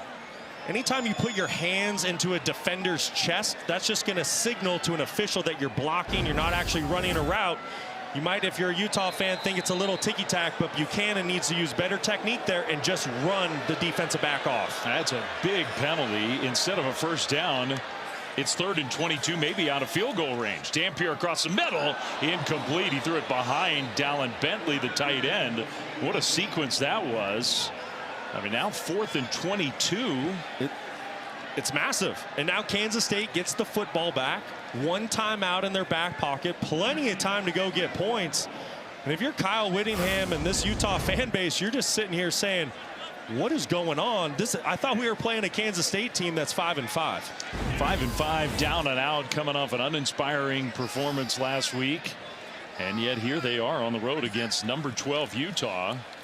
And getting the ball back with a chance to add on. And the punter, that wasn't great execution. Orion Phillips just booted it right into the end zone.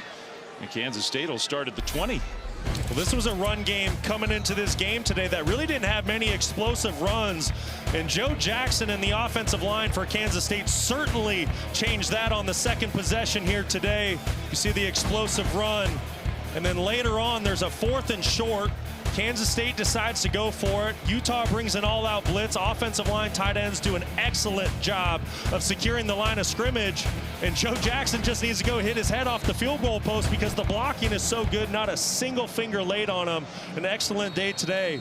But how about that? Averaging over 18.5 yards per carry. The Kansas State head coach, Chris Kleiman, literally told us this week, we can't find an explosive run game. We can't find it. Well, they certainly found it today. And the other thing he said to us is he felt like last week against Oklahoma State they were playing to not lose the game. He wanted his team to cut it loose today, and that is certainly what they have done. Averaging 15 yards a rush. They're getting more here. Jackson out into the open. What a cut to midfield. Jackson to the 30, to the 20. Touchdown, Kansas State. 80 yards this time.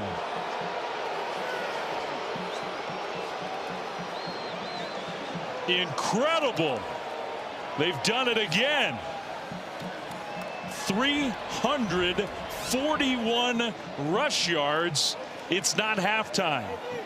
Utah fans are in shock. They cannot believe what they are seeing here today at Rice-Eccles Stadium. But Joe Jackson just putting on a career day. 9 carries, 229 yards. Unbelievable. I mean, this incredible fan base. Some boos were raining down at the end of that run. I think before Jackson even got in the end zone. Extra point up and good. Well, there's your 2-minute offense for Kansas State. 1 play, 80 yards. Yeah, how about that? Just keep it on the ground. This is not what we're used to seeing out of a Morgan Scalley defense. Watch how the defensive end gets so far upfield, and then the backer hangs inside. So when a defensive end allows this much space on the edge, and your eyes as a linebacker go inside, you can see why there's such a big gaping hole for Kansas State and Joe Jackson. He makes 1 great cut in the open field. The rest is history. I mean, more boos. I can't remember the last time I really heard that. It's been a long time here at Rice-Eccles. Incredible.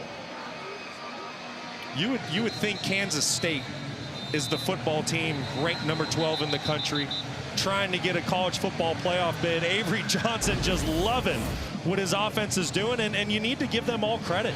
I mean, this is really impressive. One of the hardest stadiums west of the Mississippi to play in as an opposing team, and they have silenced the crowd today. We have a long way to go in this game. I mean, Utah is only down 10. It's still the first half. 1:17 to go until halftime. But this is absolutely stunning. Really is. And the only negative thing, if you really want to search for it for Kansas State, it's the fact that you're giving Utah a minute 17 to go get some of those points. And remember, Utah gets the football to start the third quarter. So if you're Utah, no panic, one play at a time, you're in this football game. Touchback. They'll start at the 25 with 1:17 on the clock and all 3 timeouts.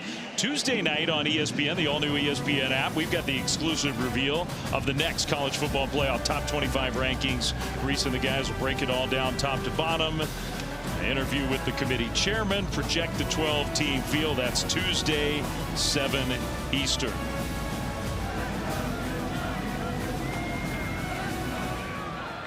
Kansas State fans bundled up here in the Wasatch Mountains watching their team put on a show. Now a little slant pass and caught by Whittemore. First down Utah. That'll stop the clock momentarily outside the 35. Really good start to the drive for Utah. As a quarterback, you always want to have a positive first play on your 2-minute drive. No need to be in a hurry. You have 3 timeouts. First down again. Dampier in the pocket. Now he's going to throw incomplete. That'll stop the clock.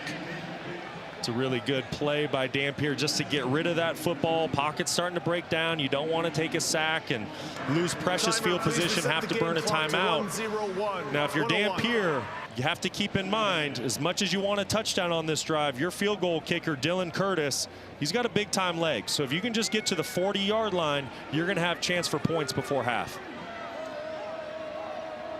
2nd and 10, Utah. Dampier throws that one, and another turn upfield by Whittemore, who's been really involved in the pass game. First down Utah. It's a great job at Dampier recognizing the soft coverage to the boundary. It makes it an easy throw, and if Kansas State's going to give that much free access, take it all day. That's 11 more yards. Clock stopped. Now it winds again. Dampier airmails that one out of bounds. Trying to hit Whittemore again. I think Joe Klanderman had enough of giving free access to the Utah wide receivers, elected to play a little bit of cover 2 on that last play, which means you're going to press your corner, you're going to put a safety over the top, and Dampier wasn't able to get a completion. Little shot of Dylan Curtis there, the career-long 54, but Brock's right. I mean, he's got the leg for even longer than that. Little pitch play to Parker, who's trying to get out of bounds, kind of dove that way, and he did. So that saves a timeout. Now, he did not get a first down, but he dives out of bounds. Utah doesn't need the first down. 42 seconds on the clock. It's a great effort by Parker. You're just on the doorstep of field goal range, about 7 yards away, but more importantly, at 3rd and 4, you want to keep this drive alive. Whittemore's kind of been the go-to target this drive. He's at the bottom of your screen. 3rd down. Dampier looking to throw. Now scrambling. Dampier can't get away. Kansas State sacks him back behind midfield. So 4th down coming up. And Kansas State, the clock is stopping here. Kansas State has called their 3rd and final timeout. Well, the defensive line's going to get credit for the sack, but I just want you to see where's Dampier supposed to go with this football? Covered, covered, covered, covered. Just nowhere to go. Great job by the Kansas State secondary. The defensive line able to get to the quarterback. And it was Chris Kleiman called the timeout, which is interesting. Their final timeout. You know, I don't hate it. In this situation, what do you have to lose? You're 5-5. Don't be surprised if Kansas State brings an all-out block here, trying to create some sort of, you know, big-time play late with 29 seconds and get some more points before half. And I think the reason you call the timeout there really is, if you don't, Utah just lets the clock wind down, maybe calls timeout with a few seconds left, throws a Hail Mary. Here with 29 seconds, if you do that and don't get it, you give K-State the ball in midfield. So you basically force the punt instead of a Hail Mary. Really good point, Dave. Really good point. Took me a minute to figure it out, but I got there. Great teamwork. K-State showing a little pressure on the punt, and they do pressure that punt. That one's going to go out of bounds at about the 5-yard line. It's a good execution there. 22 seconds left to go in the first half, and really a very surprising half. If they lose, their chances are over with a capital O. Yeah. If they win, I mean, they need some help, but Utah is in a position where they have a real true chance to get to that college football playoff. With a loss, though, Yeah, it's night-night if you lose this football game today to Kansas State. And remember, I mean, this is a Utah football team under Kyle Whittingham that came into the season with Big 12 championship aspirations, and that's a bit of a reach at this point. Once again, they need some help if they're going to play in Arlington. But eyes are set on the college football playoff, but you need to handle business today. And right now, Kansas State has you on the ropes. Final seconds of the first half. Avery Johnson is going to hand it off to Jackson. And Jackson, everybody in this stadium is holding their breath when he touches the ball. Most rushing yards for any player in a single half in college football all year. Wow. For Joe Jackson here today against Utah. Well, I knew it was a special performance. I didn't know how special, but Joe Jackson, 10 carries, 237 yards, and 2 touchdowns to go along with it. Incredible. Kansas State's offense humming on the ground, and Kyle Whittingham and his Utah defense, they have some work to do. They will get the ball to start the second half. Stormy's getting ready to talk to the Utah head coach, who I'm sure is not that thrilled with the defensive performance. Let's go down to Stormy. Coach Whittingham, what's been the biggest challenge to slow down this K-State run game? Can't play the run. We just can't play. We're losing gaps. We're blowing assignments. Worst half of defense we've played in a long time. Still a full half of football left. What will you tell your team in the room? Well, we got the ball coming out. Defense has got to get some intensities to them. They're flat. So we got to get going on defense. Offense, we put up 21. We're still not really in sync, but at least we put some points up. Thank you. Yeah. All right, good stuff from Stormy and pointed words from the head coach. So it's 31-21. K-State with the lead at the half. Let's get you to studio with Kevin Connors.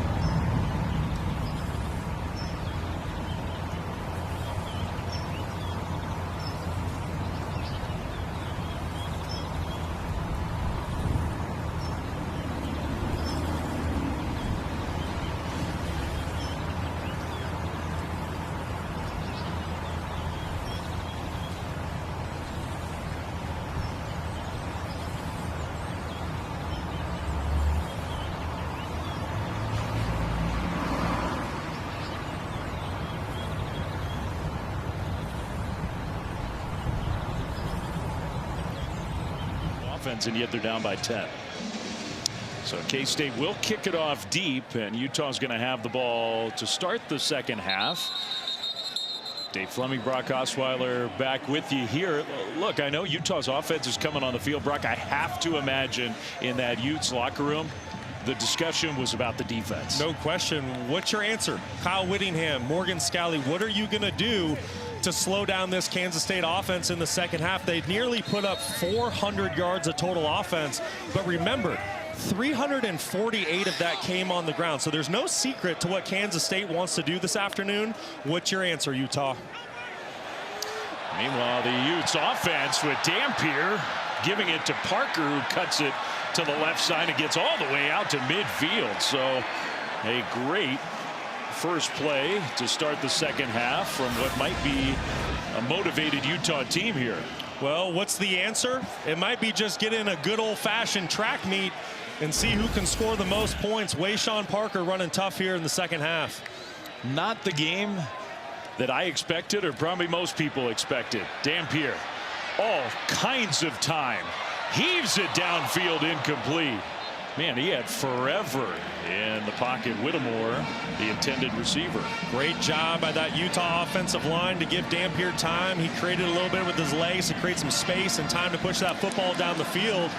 And just a little bit outside the stretch of Whittemore, who's played a really nice first half, and I wonder if some of that has to do with Ryan Davis not being in the game. Yeah, something's going on with the top Utah receiver. Handoff, Parker bounces it left, cuts middle, tries to leap over the would-be tackler VJ Payne, and gets the first down. Wow. Is Wayshawn Parker not exciting to watch the football? What an addition to this Utes team, coming over from Washington State, just a sophomore. But boy, has he been excellent in the backfield this year. As of late, in the last 3 games, he's gone over for 100 plus. It wasn't hurdles, it was like steeplechase. Parker for 12 now, in stride, caught, touchdown, Bentley. And the Utes come roaring out of the locker room to start the second half with a quick strike touchdown drive. That one from 38 yards out. Well, you're going to see play action initially in the backfield, and then watch what that does to the defenders. They get their eyes in the backfield, and that's why Bentley goes up the sidelines without a defender anywhere around him. Kansas State, they've done such a great job all game being disciplined with their eyes, doing their 111th, but that time they get their eyes caught in the backfield, and Dampier makes them pay.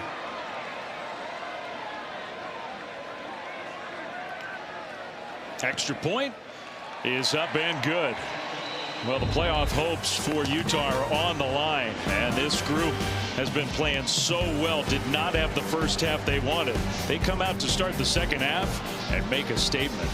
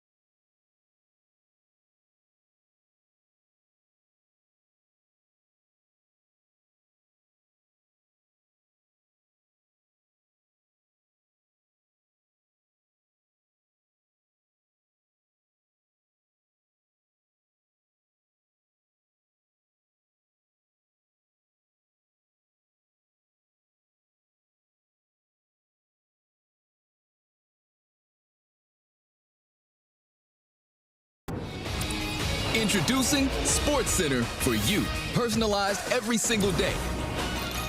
Now available on the ESPN app. Powered by your favorites.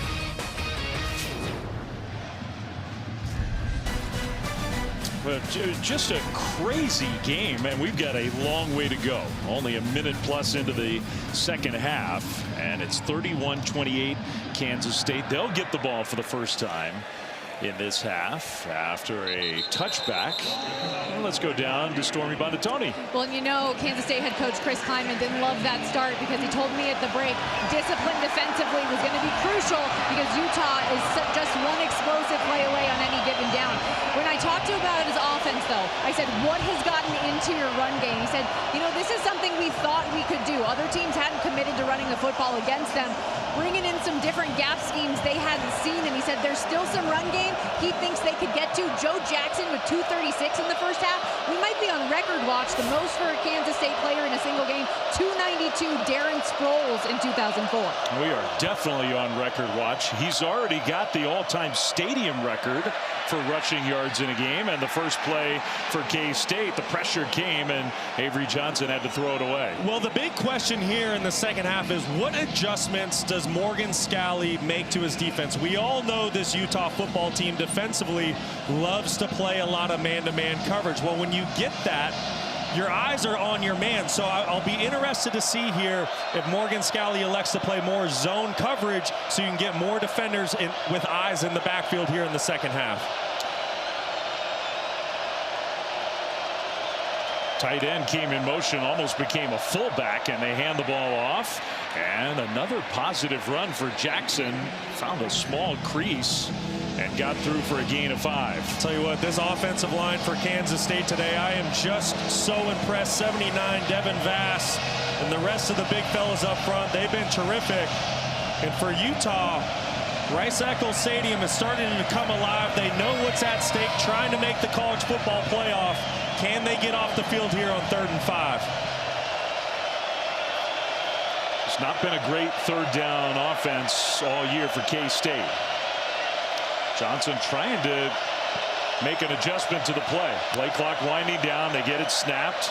Avery Johnson in the pocket. Johnson will throw, and it's knocked down. Incomplete. Jonathan Hall got a hand on it, and the Utes force a 3-and-out to start the second half. Nice job by Jonathan Hall reading the quarterback's eyes. Utah comes out and plays zone coverage on 3rd down, which they don't do a lot of. Offensive line gives Avery Johnson time to throw the football, but you see Hall does a great job. Eyes on Johnson in the backfield when he goes to throw, gets a hand up on the ball, and that's the stop that this Utah defense desperately needed.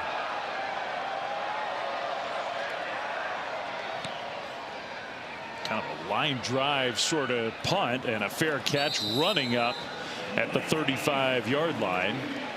First punt for Kansas State since the first possession of the game. Utah's offense comes back on the field. Our college football headlines presented by Twisted Tea. It wasn't pretty in Norman, but Oklahoma got a very important win as they move closer to a spot in the college football playoff. Miami's playing well as the season goes on. Number 13 Miami gets a win over Virginia Tech. BYU, their odds are going up. If they beat Cincinnati, their chances of being in that playoff are up above 60% according to our models. Now a little jet sweep on the first play of this drive, and Daniel Bray bounces it left side. So the Utah offense, some big plays here early in the second half.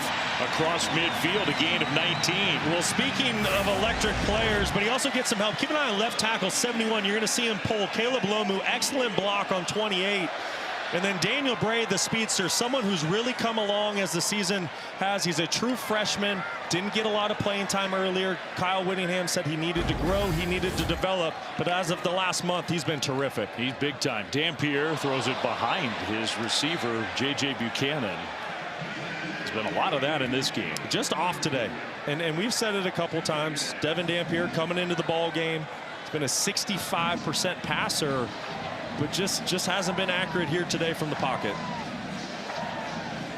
Second down and 10, Utah started to turn the momentum of this game. I remember at the end of the first half, they kind of got booed off the field going to the locker room.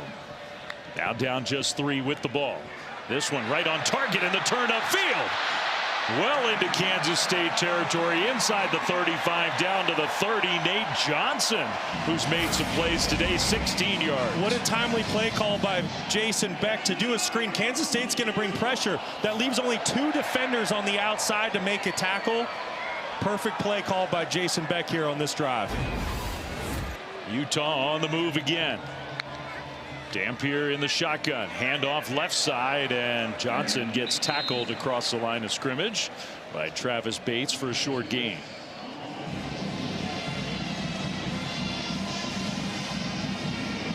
Utah going a little quicker tempo here. Already their second possession of the second half. First time they had it, they took a minute and a few extra seconds and got in the end zone. This throw, and that one right there to the tight end, Bentley. First down inside the K-State 15. Really good throw by Devin Dampier, in rhythm, taking what the defense gives him. He recognizes very quickly Kansas State's playing a zone defense, gets that football out of his hand, taking advantage of the soft spot in the zone. 13 more yards through the air for Utah. On first down, handoff straight ahead and to the 10. Nakari Rogers gets the carry for a gain of 4 on first down.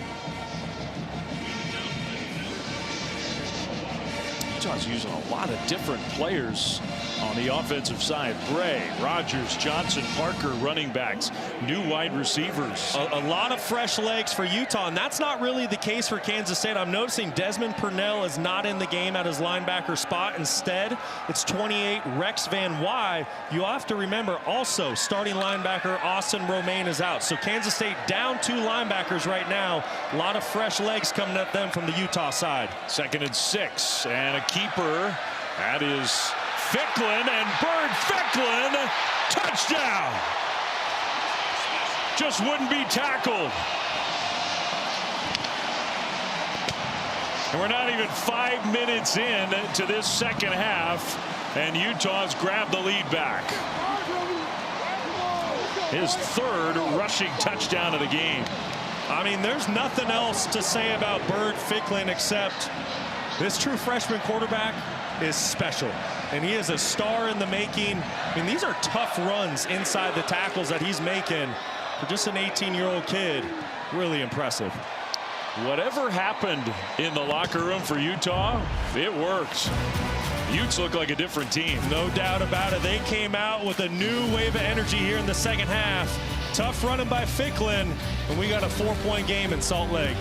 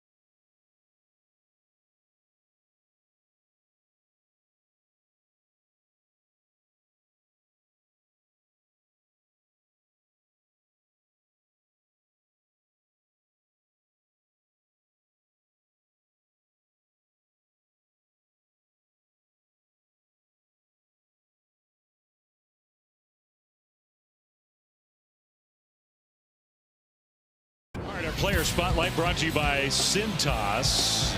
Utah's offense looking good. I was going to say, whatever the message Kyle Whittingham gave at halftime, it was heard by his players. Big time touchdown pass on the first series to get the third quarter started. And then Bert Ficklin, his third touchdown of the day. Tough running inside between the tackles. And this Utah offense, like I said, whatever the message was, they came out and they've answered 14 unanswered points here in the second half to retake the lead. I'm going to paraphrase. We weren't there in the locker room. We didn't have a camera there. Young men, that was below our standard in the first half. Something like that. Maybe a little more pointed. Absolutely. Maybe a little more emotional. It has worked. Now Kansas State is going to return this kickoff. Rice will bring it out. And Rice gets popped across the 20-yard line. Meanwhile, the Wildcats offense, which was almost unstoppable in the first half. Kansas State went 3 and out their first drive of the half. So this feels like an important moment in this game for the Wildcats. I think so. And a big question right now for Kansas State. Yes, they've been excellent when it comes to running the football this afternoon. 353 yards on the ground. But if you're going to hang with this Utah defense as we go through the second half, can you get something started in the air? Avery Johnson just 5 of 12 for 35 yards here today.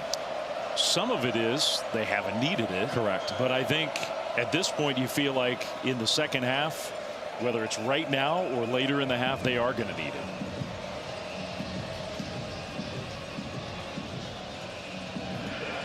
So whatever was going on, we got sorted out, and now the Wildcats will start their second drive of the third quarter. And Rice Eccles has come to life. Antonio Martin in the backfield alongside Avery Johnson. 1st and 10. Back to pass out to the right side, and a nice delivery to Tibbs for a good gain. And that's a really good throw in rhythm by Avery Johnson. And you see what Utah's doing defensively. Morgan Scalley is not changing anything. It is pure man coverage, single high safety almost every single play. So I mentioned it. What can you get going through the air? I understand Kansas State, they're without their big play threat on the outside and Jace Brown. But what can you manufacture to create some explosive plays in the pass game versus all this man coverage? 2nd down and 4. Low snap. They'll give it to Martin anyway. Big hole straight ahead. Martin out into the open. Martin with a blocker in front. Left side. Flag thrown. He cuts it back in. And Martin gets in the end zone. For now, it's a touchdown. 73 yards. But there is a flag on the field. And we're well into the run. I don't know. We'll see.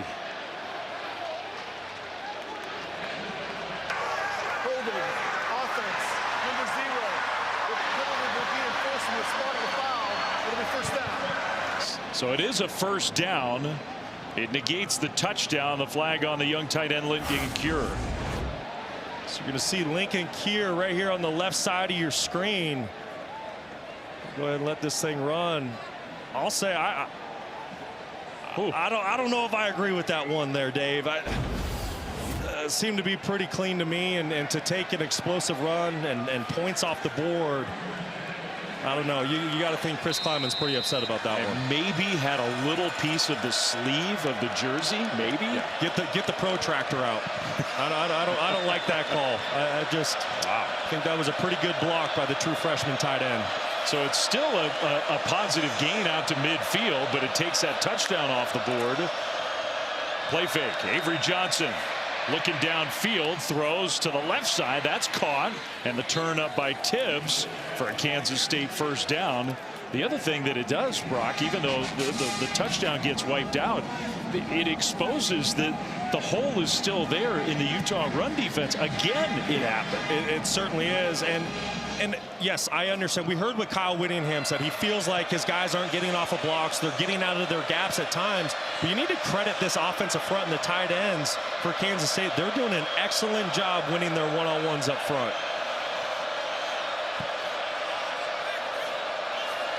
Man-to-man outside. You got to wonder if Avery Johnson is checking to a pass. Instead, he hands it off to Jackson, who gets tripped up after a gain of 3. Jonathan Hall made the tackle. We're going to start pointing out all the tackles because there have been a lot of runs where the Kansas State ball carriers have never been tackled. Yeah, and I mean, I just think everyone is surprised. You have to remember this defense for Utah coming into the ball game. They were top 10 in the country, and they haven't really had a lot of answers for this Kansas State offense throughout the afternoon. 2nd down and 7.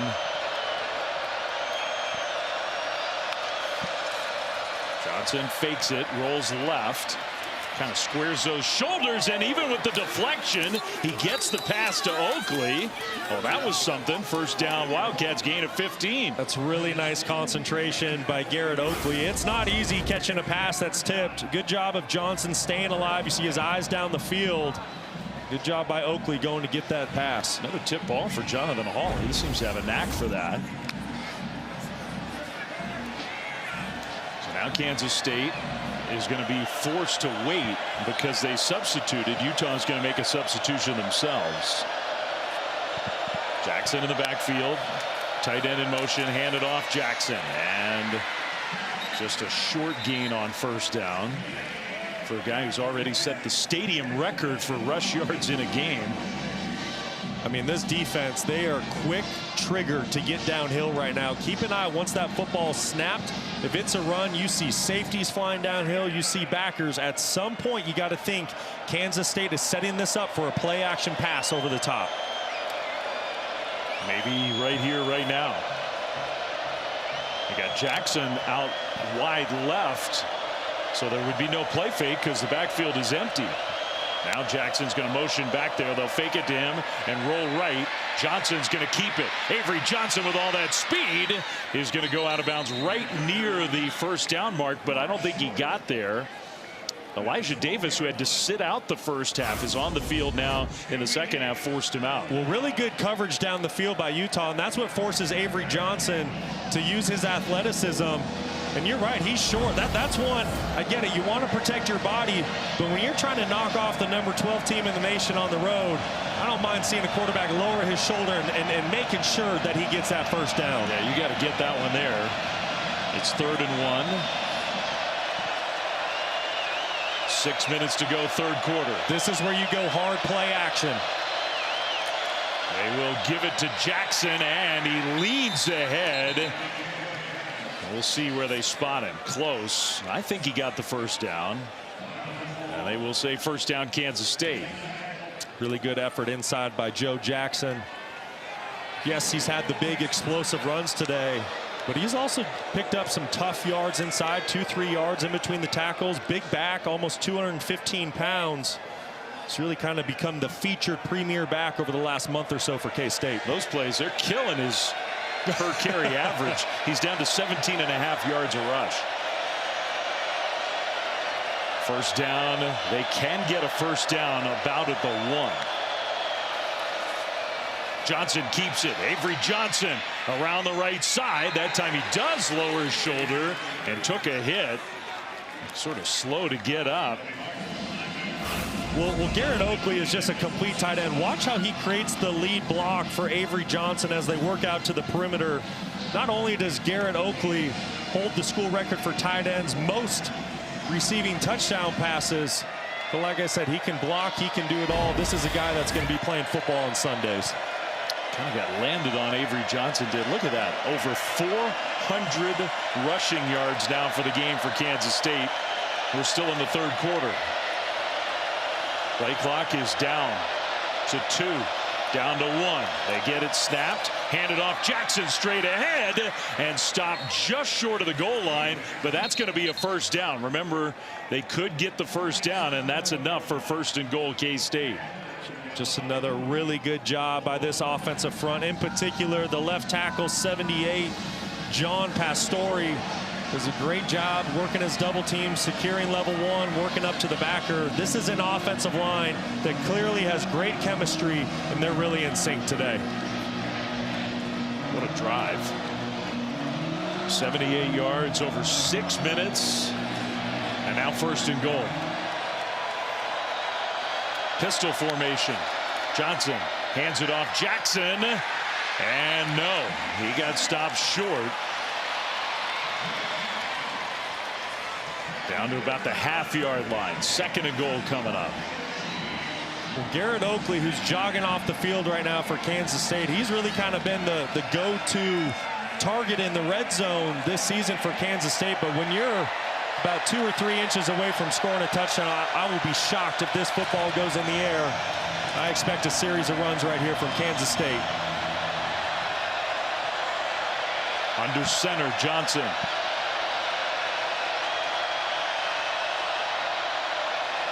Play fake. Johnson is going to dive, and again he got stopped short. Got hit in the back, did not get to the goal line. Smith Snowden stopped him. What a play by Smith Snowden. He's originally in coverage, and then he peels off of his wide receiver to save a touchdown. Talk about a collision down there on the goal line. Johnson's taking some hits. That's how much they need to go back ahead. I mean, this is all about pad level right now. Who wants it more? I expect this football to stay on the ground. Jackson in the backfield. 3rd and goal. Play fake again. Avery Johnson gets smashed, and they lost a couple of yards. Barton and Hall sandwiched the quarterback. And now it's 4th and goal. Excellent job by Lander Barton. He's the middle linebacker, but he's playing on the edge on 3rd down, stays disciplined with his eyes, reads his keys, and he's there to make the play on Avery Johnson. Excellent job.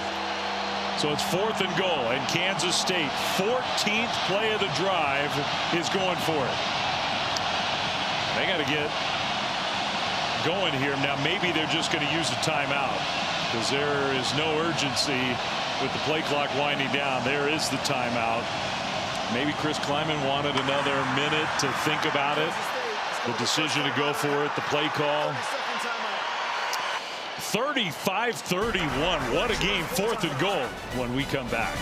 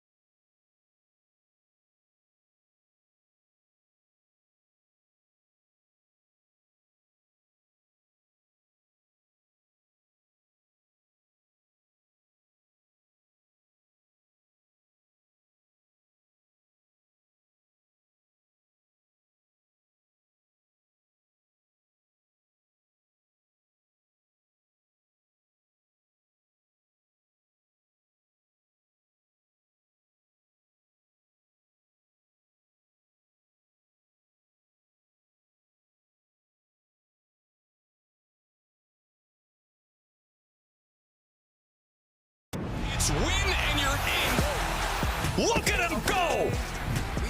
And he did not get there! The Big 12 championship.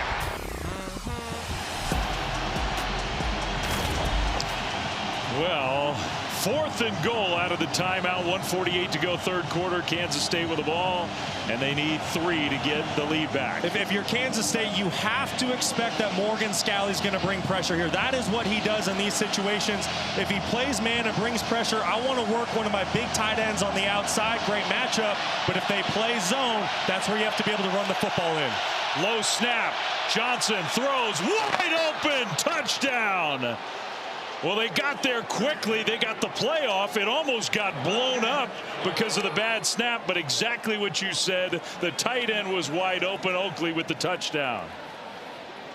Just a bust by the Utah defense. When you play man and you bring pressure, it's tough to defend, but you have to give Kansas State a lot of credit. What did they do there? They waited till the last second to break the huddle. Puts a lot of pressure on the Utah defense to understand who you're going to cover, communicate, and make your calls.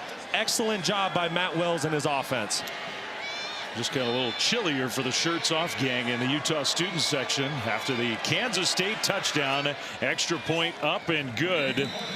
And the Wildcats back up by 3, 38-35. So breaking the huddle late sets this up. And then what you're going to see, this is a man-to-man mesh concept. Here's Oakley. He's going to sneak out to the flat, but keep an eye on the Utah defenders. Nobody covers him. That's what I'm saying. When you break the huddle late, you run to the line of scrimmage, and if you're bringing a pressure and playing man behind it, you got to make sure you account for your man.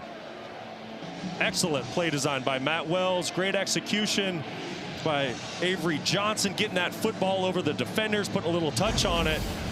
You saw that with Garrett Oakley. Silenced the crowd with that one.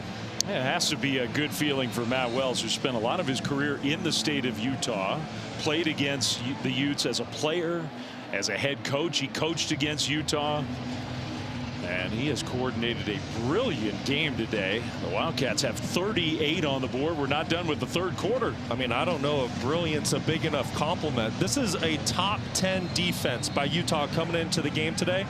477 total yards and 38 points to go with that for Kansas State. Just an excellent job by Matt Wells in this offense. Averaging more than 10 yards per play. Bray is going to run up and take this one outside the 5. So Daniel Bray gets tackled at about the 23-yard line. Good coverage by the Kansas State special teams unit.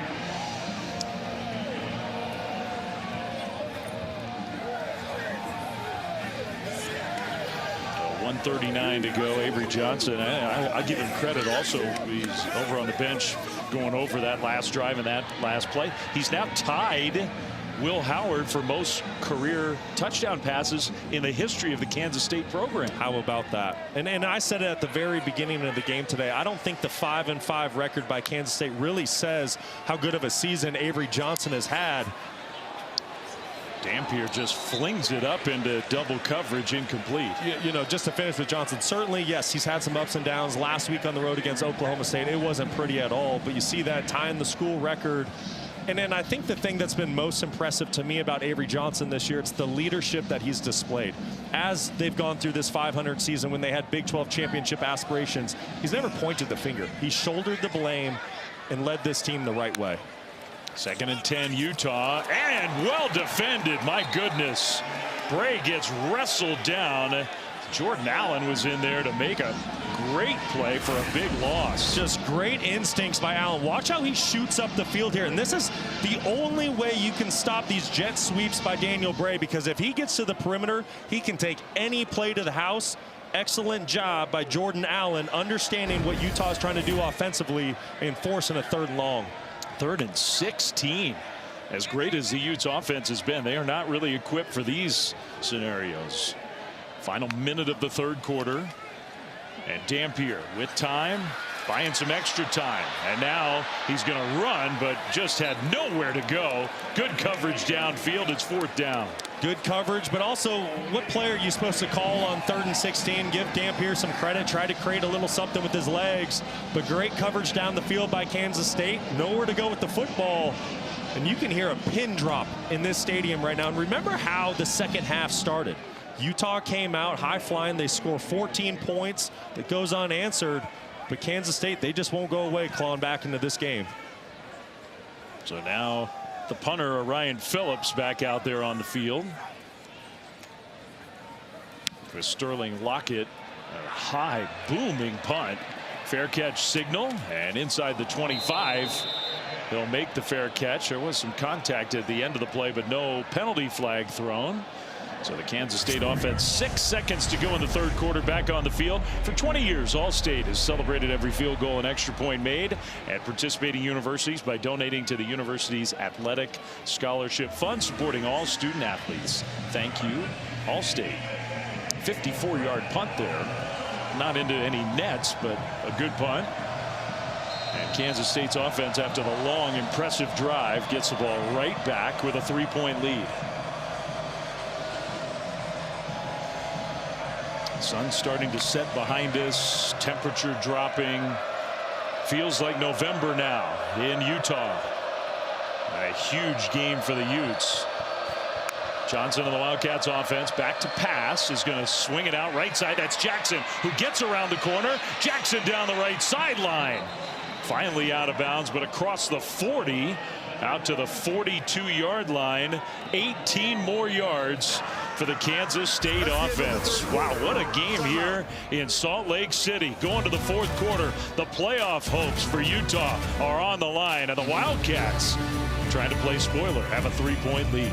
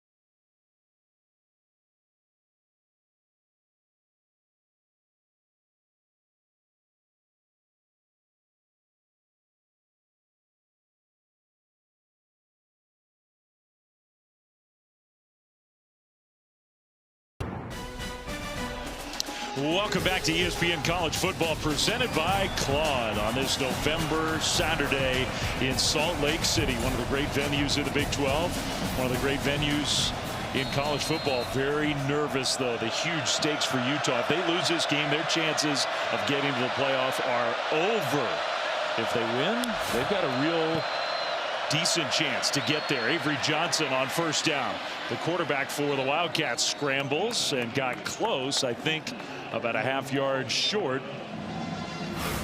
Another good play call by Wells. Watch when this linebacker vacates with the running back. What does that leave? 5 defenders inside the box against 5 offensive linemen. This is a numbers game that Utah's not going to be able to win unless they can get off of blocks.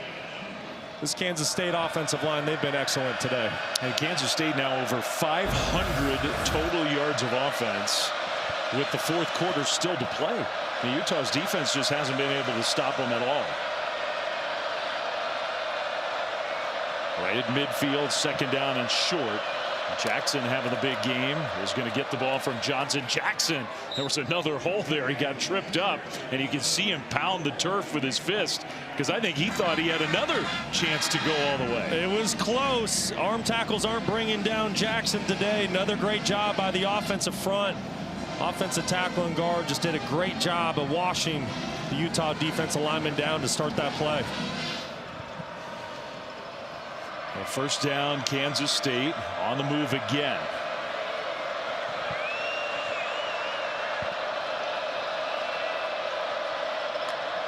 Johnson takes a snap. Pressure coming. Johnson scrambling, and Johnson will throw it away. Just kind of sailed it right over the head of Jackson to prevent the sack and the loss. Heads up play by Avery Johnson to get rid of that football. Just absolutely nowhere to go with it. Morgan Scalley timing up an all-out pressure. Great coverage by the Utes out on the perimeter. Just had to ditch the football. Saw Smith Snowden, the defensive back. He was a guy who got in there and forced Johnson to throw it away. 3 tight ends on the field right now for Kansas State. They've been in this personnel grouping often this afternoon. Now it's Martin, the tailback, who's going to shift over to Johnson's left side. He'll get the carry straight ahead. Martin breaks a tackle. Martin gets a first down. The ground game has been almost unstoppable. Cash Dillon, the freshman, finally with the tackle. I mean, it really has been over 420 yards on the ground today, but you see why. This is a Kansas State offensive line. They're getting a hat on a hat. They're winning the line of scrimmage, and then the backs are doing a great job of staying patient. And the creases haven't always been huge, but they'll find those little creases. They're picking up some tough yards inside. First and 10, Kansas State inside the Utah 35. Driving to try to add to their 3-point lead. Johnson's going to throw, and that one was in the air a long time, but it made it there to Garrett Oakley, complete for a gain of 8. I love that route by the tight end, Garrett Oakley. He leans into the defensive back, Benny, to create some separation. Beautiful throw and catch. Now Oakley down on the field at the end of that play. Maybe his right ankle.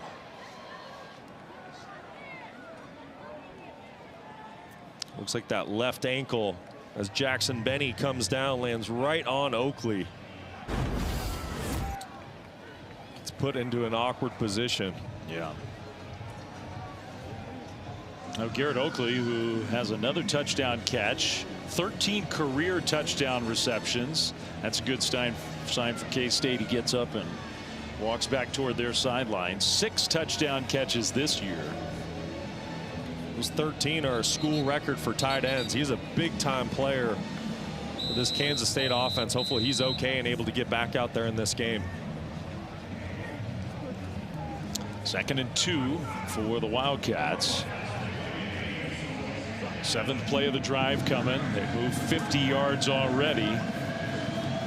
Joe Jackson having a record-setting night back in the game for the Wildcats. Morgan Scalley, I mean, he's one of the better defensive coaches in the country. He has had no answers. 2nd and 2. And I think K-State moved. Utah thought they did. And False start, offense, number 80, 5-yard penalty, second down. So Will Ancio just getting a little bit of a head start for Kansas State. A couple times today this has happened when Avery Johnson has tried to snap the football using a voice cadence. You can see there he's not on the clap, he's using his voice. And right now Kansas State's down by the Utah student section. I just think it's too loud to try to use your voice in shotgun.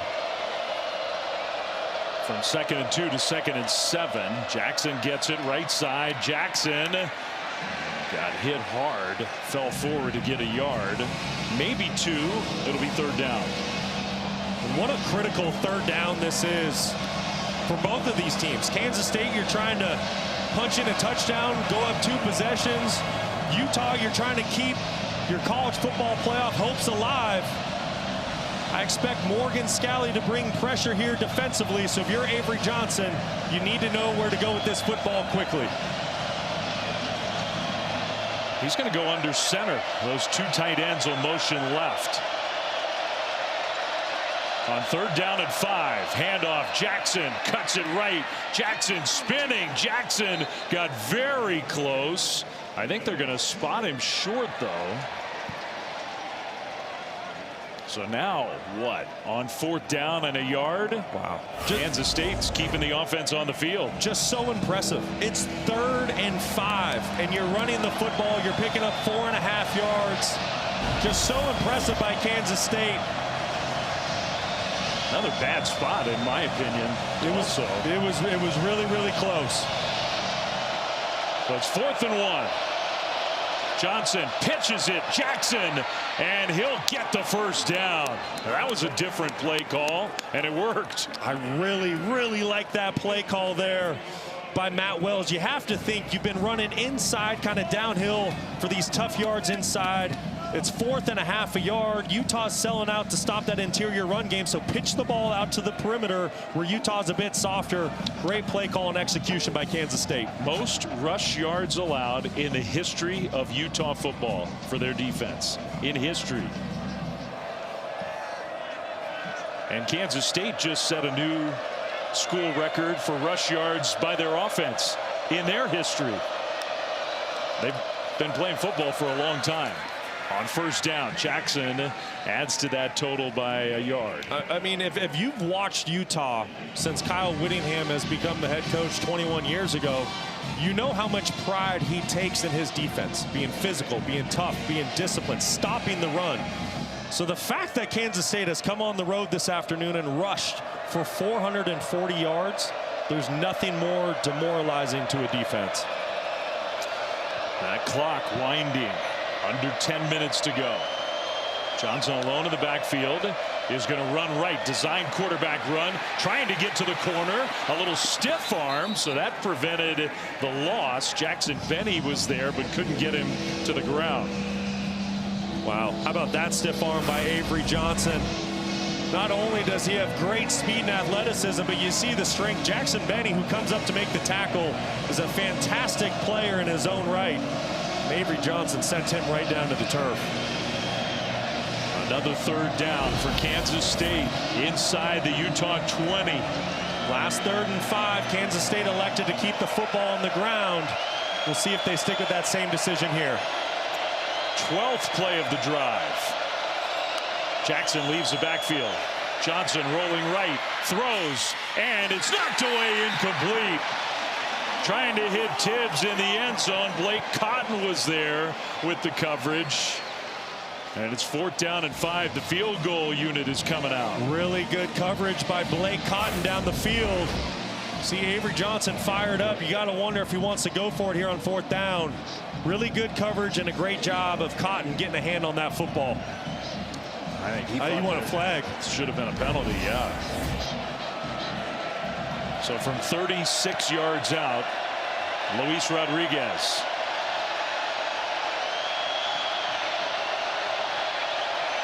Good snap and hold, and that kick is good. So Kansas State, 12 plays, 59 yards, 6 minutes off the clock, and they lead by 6.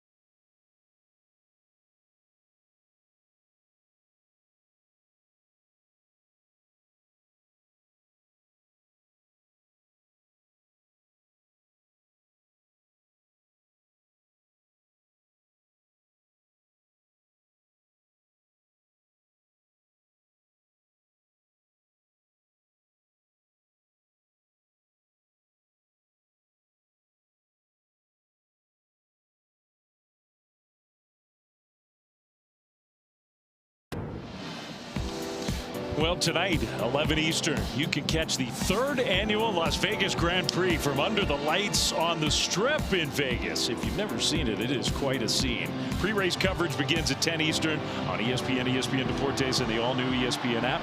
Maybe Stormy can make it home in time to catch the race in person. She'll get a watch from the air maybe as she's landing. Oh, even better. Bird's eye view. Kickoff, Utah down 6. Playoff hopes on the line. Bray, the kick return, and nowhere to go. The special teams coverage for Kansas State has been excellent in this game.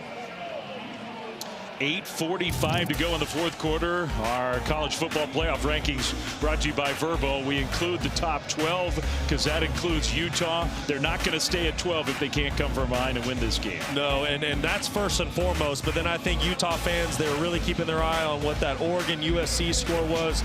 Oregon kind of handling business, it seems like, late in Eugene. What happens with Notre Dame next week? Obviously, they smoked Syracuse today.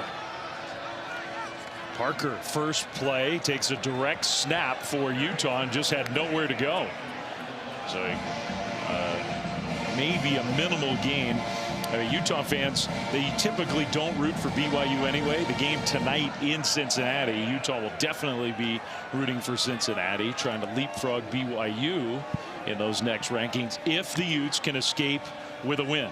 Play fake, Dampier throws it left, and now the turn, and again, well defended. Larry Simmons got swarmed. Rich made the tackle. It's 3rd down right away. And what a massive 3rd down this is. Down 6 points just as the clock runs under 8 minutes to go in the game. You have to remember, Kansas State, their last 2 possessions, one was over 8 minutes, the other was 6 minutes. So if you're not able to convert here on 3rd down, you risk not getting the football back. 3rd and 7 Utah. Dampier, design run. Dampier straight ahead, takes a hit. The ball came out, and Kansas State falls on it. He had the first down, the huge hit, and the ball popped out, and the Wildcats come up with a turnover. What a play by the senior safety, VJ Payne. Number 7, he's been battling a high ankle sprain all season long. Hasn't been able to practice every week, walking around in a walking boot, but finds a way to be a warrior, get out there on the field on game day, and comes in with a game-changing play. Gets a shoulder on that football. What a play. And I think it was Cody Stufflebean who found the ball on the turf, made the recovery. The Utes are now in big trouble. Well, they had the first down, instead the turnover. A hit by VJ Payne. The Utah fans know their season's on the line. 7:41 to go. Johnson and the Wildcats offense right back on the field. Jackson, left side run, and Jackson found that crease, but only for 2 yards. Tackle by Jonathan Hall. I was going to say, really good job by Jonathan Hall tracking down the ball carrier from his outside linebacker position. Just great effort. Kansas State, they want to be deliberate now. They're already in field goal range, leading by 6.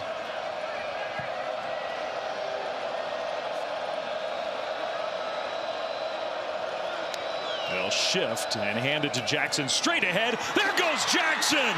Joe Jackson, an all-time night, into the end zone for another touchdown. 24 more yards. 47-35. And Kyle Whittingham, the headsets come off. He's sick of it. Almost 500 rush yards for Kansas State today. The most Utah's ever given up. The most Kansas State has ever had. Joe Jackson's had the most rushing yards for any one player in the history of this stadium. And that one has silenced this crowd. Unbelievable afternoon by Joe Jackson. 291 yards on the ground and 3 touchdowns to go along with it. Just playing inspired football. Kansas State going for 2. Johnson is going to throw, and it's knocked away, deflected, and actually intercepted. There is a penalty flag. Returnable, and here goes Utah. Teo Johnson. Avery Johnson trying to catch him. Teo Johnson angling, and he's going to go all the way. Now there is a flag back in the end zone, so this one might be negated by the penalty. And we just got some conditioning in for everybody, maybe for no good reason. Fireworks are going off, but I think this football is coming back. It's going to be pass interference on Smith Snowden, who's out in coverage on the tight end, Lincoln Cure. You see on the right side of your screen, the contact happens earlier in the down. There's no foul on the play. There's on the play is 2 points for Utah. Wow, so they just picked up the penalty flag, waved it off, and Utah gets 2. I mean, that's huge. Chris Kleiman is just losing his mind over on the sideline. That's a boost for the Utes' hope. They still are up against it, but now down just by 10 after they take the 2-point conversion try back. First things first, what a night for Joe Jackson. Incredible all-time game. But then off the deflection, they picked up the penalty flag. Teo Johnson might have saved the Utes' hopes in this one.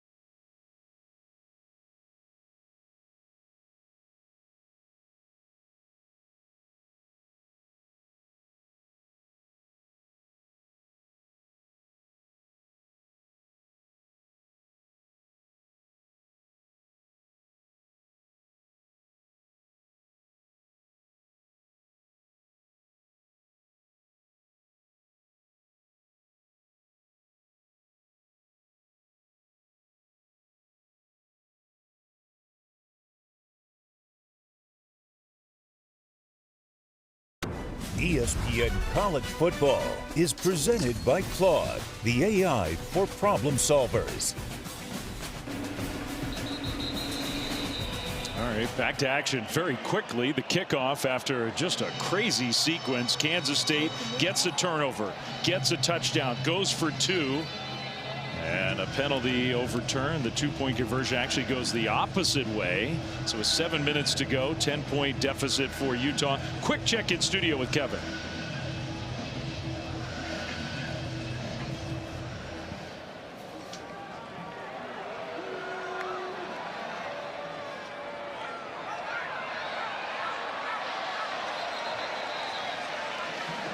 So that's a big game. So is this one, and Utah is up against it. Parker with the carry. Time is definitely a big factor now. We're under 7 minutes to go. A gain of 9, I believe, on that first play of this drive with the clock running. And you see Utah, they're staying at the line of scrimmage. They understand they need 2 possessions here, trying to play with a little bit of tempo. Dampier in the pocket, throws, and the slant caught by Whittemore. First down, Utah. Interesting, we just haven't seen a whole lot of Bird Ficklin in this game. He has 3 rushing touchdowns, but how many snaps has he taken as the quarterback? Maybe 6 or 7? That's a good point, and we haven't really seen him in the second half, but now that you're in an obvious passing situation, I expect it to be all Devin Dampier down the stretch. And this is an offense they need to go. The time is not in their favor right now. No, even that's just taking way too long when you're down 10. Dampier will go outside and get shoved out of bounds after a short gain.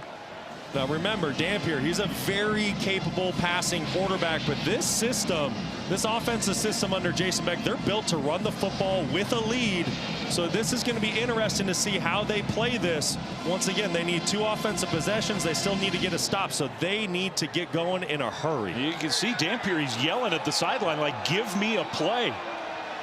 It's just, that's frustrating for him, I think. He'll throw this one, and that's complete into Kansas State territory.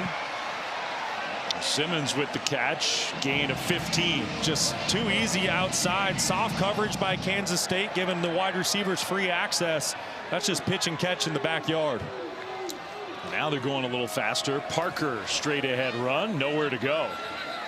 So good tackle there by Kansas State.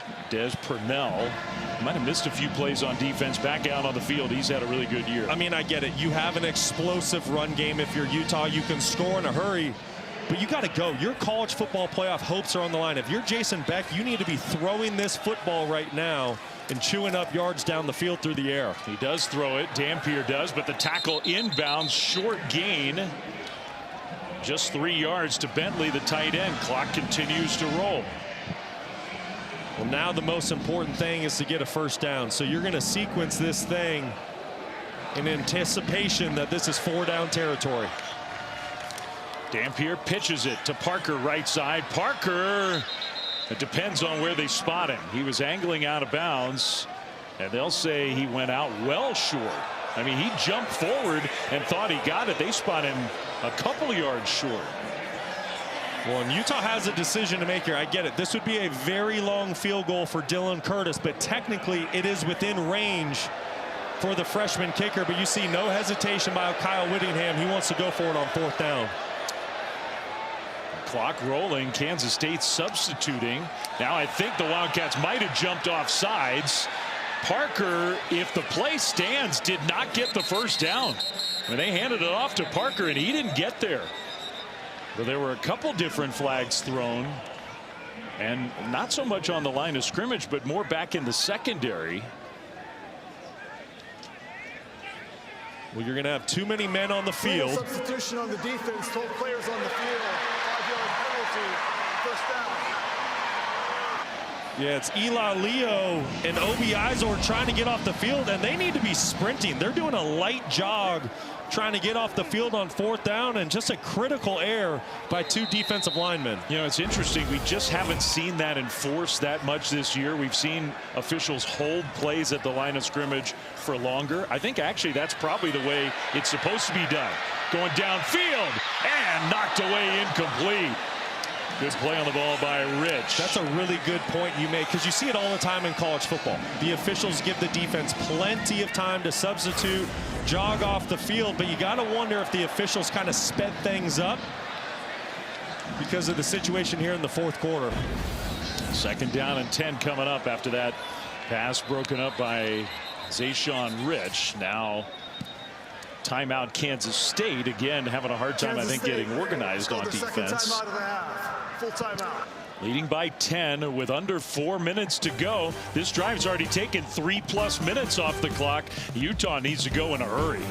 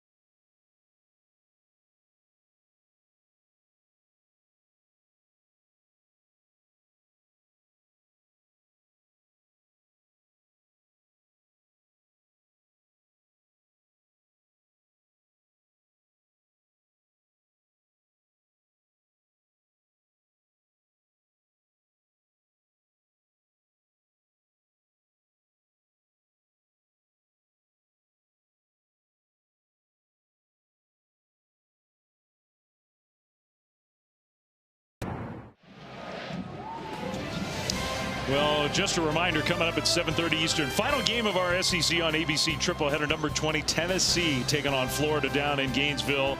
Over on ABC 7:30 Eastern. You can catch the action also on the all-new ESPN app. What a night here at Rice-Eccles. 10-point lead, Kansas State. Utah ball. Under 4 minutes to go. Dampier is going to throw it, and there was no receiver over there. It's incomplete. He threw it towards an offensive lineman. They're going to throw a penalty. I was going to say that's intentional grounding. That's a disaster for Utah. You need 2 scores. That puts you out of field goal range, probably. Intentional grounding. Offense, number 4. Ball placed at the spot of the foul. Penalty includes the loss of down. 3rd down. Just a 4-man rush by Kansas State. Nowhere to go with the football down the field. Really good coverage. Dampier trying to create with his legs outside the pocket. You see the pursuit by Kansas State, and then you see there's no eligible ball carrier anywhere in the vicinity of that throw. And now facing a 3rd and 22. Not where you want to be. Loss of 12, loss of down, maybe loss of a chance for a field goal. Just get inside the 40-yard line so you can give Dylan Curtis a chance at 3 points. Parker in the backfield. Dampier near midfield. Pump faking, now throws, and it's caught right near the 1st down mark by Larry Simmons. Spotted about a half a yard short, and we'll see what Kyle Whittingham wants to do. No hesitation. Looks like they're going to go for it. How about that play, though, by Larry Simmons? Only his 8th reception on the entire season. Excellent throw and catch. Well, they are going for it. They will hand it off. Parker right side. Parker breaks a tackle and gets the 1st down. That was a tough run of just a couple yards to keep Utah's hopes alive tonight. Talk about a guy who would not be denied on 4th down. What an effort by Parker. Timeout for an injured offensive Now player. a Utah player is down. Is that Spencer Fano, the All-American tackle? Sort of face down on the turf. Desmond Purnell, the linebacker for Kansas State, just kind of got tossed into him trying to make the tackle, something you hate to see. Yeah, fingers crossed for Spencer.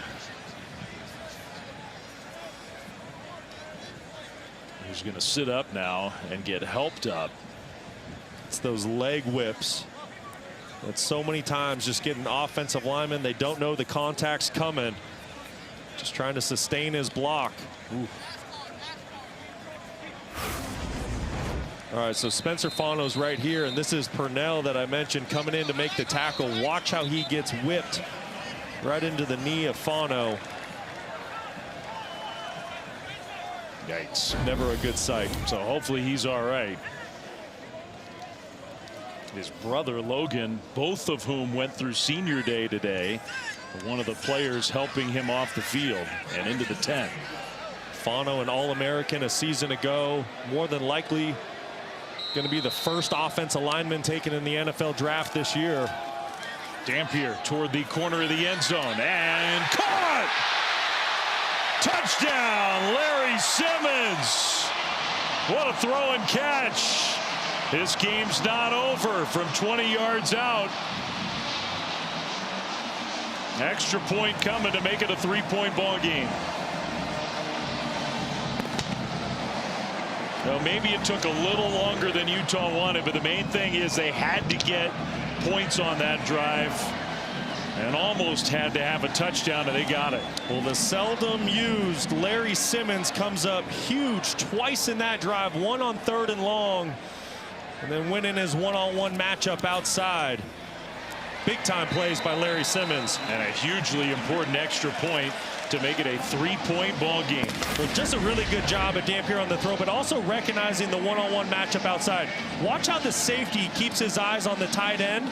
That's what allows that one-on-one matchup outside. Dampier recognizes it. And then just an excellent job of Simmons adjusting to the football in the air on the back shoulder. Beautiful throw, great catch. And Larry Simmons coming up big in the game's biggest moments. A lot of different heroes really on both sides, especially on the Utah side tonight in a crazy game in Salt Lake City. Utes playoff hopes are still very much on the line. They have all 3 timeouts for Utah, plus the 2-minute timeout. You wonder if Kyle Whittingham had any thoughts about an onside kick with all the issues they've had trying to stop the run. I would guess with the timeouts and the 2-minute timeout, they'll kick it deep. That would be my guess as well. I get it. Your defense has had issues stopping Kansas State today, but with the 2-minute timeout, 3 timeouts in your back pocket, you have to assume at some point your defense is going to step up. They're going to get a stop. They're going to make a play. And I think you also need to lean on the home environment here at Rice-Eccles. They're going to get going this drive. Yes, they will.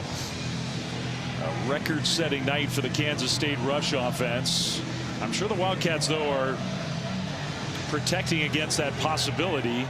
But it is a deep kickoff and through the end zone for a touchback. So here we go. With 2:47 to go.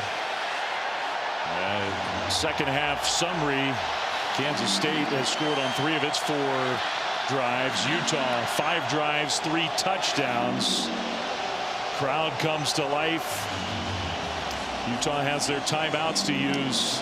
Can Avery Johnson come up with a couple first downs? He has been built for this moment, making his 25th career start today, tying a school record for touchdowns.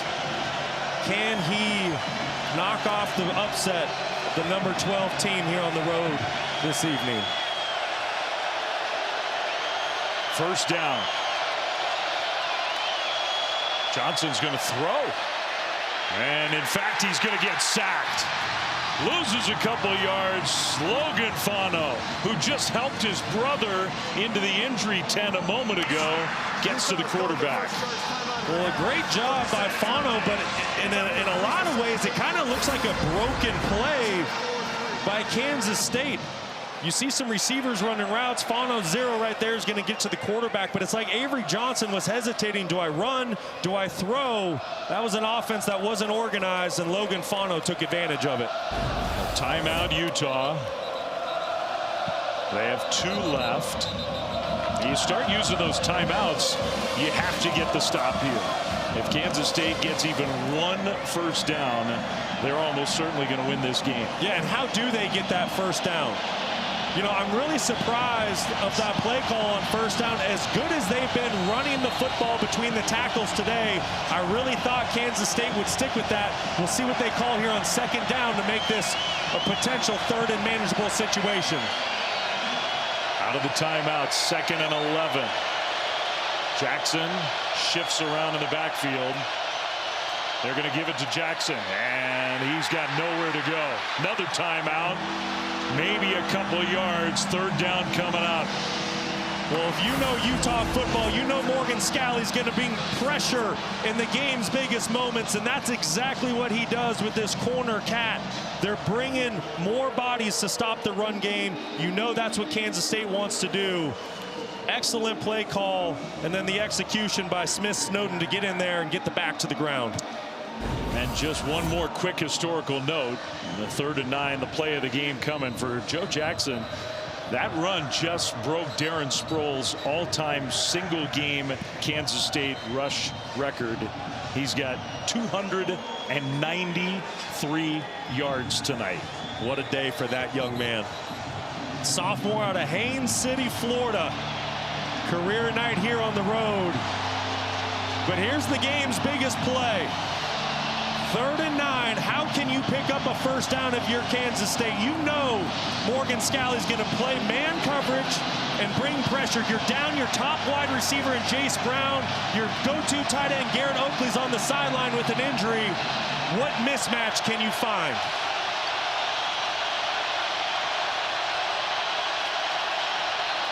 Johnson, pressure coming, delivers the ball, but the tackle in the open field, and Tibbs is stopped short. Kyle Whittingham uses that final timeout, and Kansas State is going to have to give the ball back. Well, what a stop by this Utah defense. We said it. You know Morgan Scalley's going to bring pressure. So there's 3 defensive backs for the 3 wide receivers. Excellent job of Smith Snowden driving on that inside slant route and forcing a punt by Kansas State. I mean, you want to talk about a big-time play. As a defensive back, You know your season is on the line. Your college football playoff hopes are on the line, and you know you're one-on-one with no help outside. That is an elite play by Smith Snowden. And remember, Brock, the 2-point conversion, penalty flag picked up, tip play, 2 points for Utah means this is a 3-point game, not a 4 or 5-point game. A field goal can tie it. The punt, kind of a line drive punt, and it is returnable. The turn upfield, and a tackle close to the 30-yard line. That's where the Utah offense comes back on the field. No timeouts, but the 2-minute timeout looming. Dampier in the. This is the play we were talking about. Look at the top of your screen. That's Smith Snowden in coverage on Kira, the tight end. Flag is originally thrown. You mentioned it, Dave. The ball's returned. Flag ends up getting picked up. If that was originally a no call for defensive pass interference, I would be okay with that decision. But the fact that the flag was thrown, there was some contact. I mean, that's really the story of the game with 2:25 to go. Otherwise, Utah would have to go score a touchdown. Now, a field goal could tie it. Dampier across the middle, and a pass caught, then the ball's out. And Kansas State has it, but they're going to say incomplete. Simmons had it. Incomplete pass. Second down. And Utah would do well probably to get to the line and snap another play. Boy, that was really close. I don't think Larry Simmons had time to have full possession of that and make a football play. I think it was a good call. Yeah, great call by the officials. 2:19 to go. 2nd and 10. Dampier throws right side, pass caught, and then the shove out of bounds. Whittemore with the catch. Good job down and short. Really good job of recognizing the soft coverage to the boundary. Take the gimme throw to make this a 3rd and manageable. A long field goal, you need at least probably 25 more yards. Option play. And Parker got tripped up. He did not get there. So now the 2-minute timeout comes, and Utah needs a yard. Rich is down on the turf. We'll take a timeout and come back for the final 2 minutes right after this.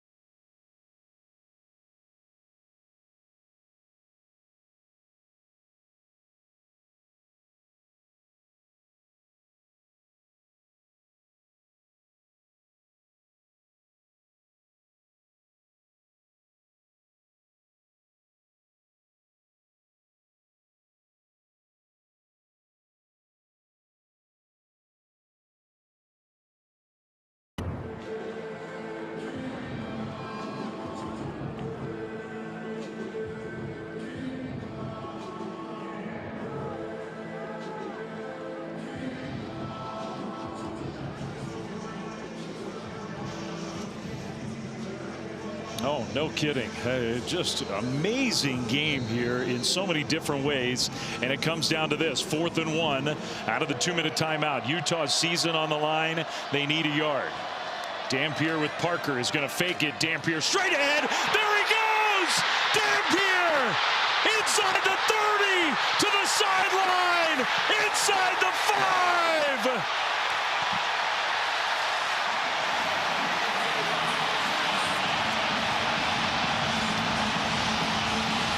59 yards.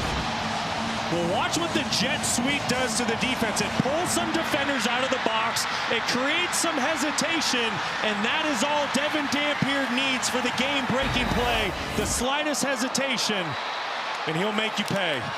Handoff. Parker gets stuffed, stays on his feet, and now is going to go down.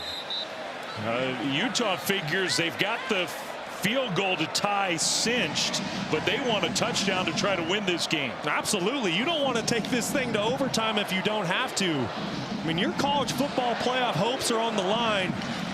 You're down there on the inside the 5-yard line. Utah, one of the best red zone offenses in the country this year, scoring touchdowns at 80% a clip. 2nd and goal. Dampier. Dampier did not quite get there. A yard away. Oh, my goodness. What final minute. Kansas State is going to use its last timeout. Chris Klieman had to run about 50 yards out on the field to get the timeout. Dampier thought he got in. He was spotted short. Well, good effort by Dampier, but how about the effort by Travis Bates, 39, to hustle down the line of scrimmage? Otherwise, Dampier's punching that one in for 6 and taking the lead. Inches away. So now you think through it. You got 54 seconds on the clock. If somehow Kansas State could stop them, and it's 4th and goal, if you're Utah, do you try to win the game? Well, that's the real decision, right? That's what Kyle Whittingham has already made a decision on. And if you followed him over the last 21 years that he's been the head coach here at Utah, he's one of the most aggressive guys when it comes to these situations. I would be shocked if they don't go for the win. So he's telling his offensive coordinator, Jason Beck, right now, if that's the case, hey, you have 2 plays to go get a half a yard. And you got to think the football is going to stay in Devin Dampier's hands. An all-time crazy game here tonight. More than 1,100 yards of total offense. And Kansas State, record-setting night of rushing offense. But now Avery Johnson has to be over there thinking he may still have some work to do on his end if Utah can tie or take the lead. Well, and he's thinking, hey, Utah, if you're going to score, do it right now, because I want some time to try to get a touchdown of my own if need be. 3rd and goal inside the 1 for Utah. Parker and Dampier. Parker in motion. Dampier keeps it. Dampier, touchdown, Utah!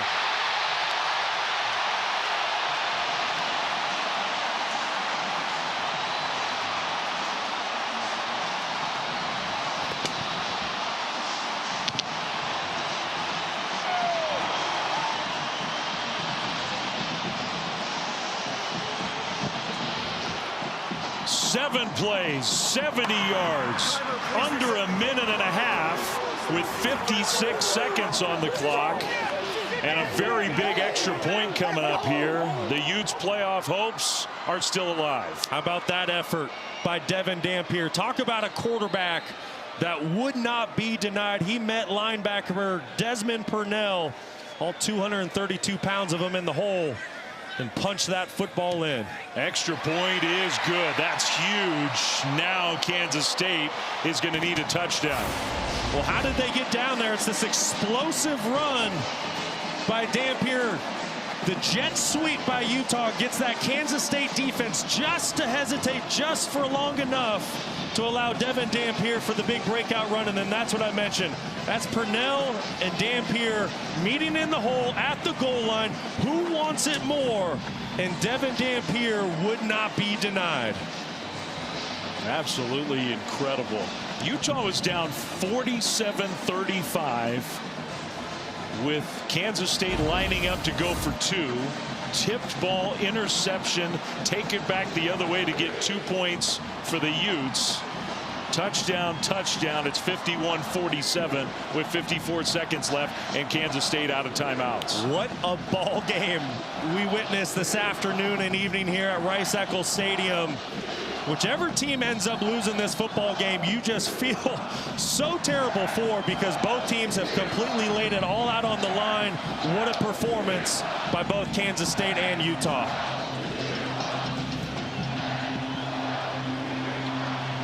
"54 seconds from keeping those playoff hopes alive for the Utes."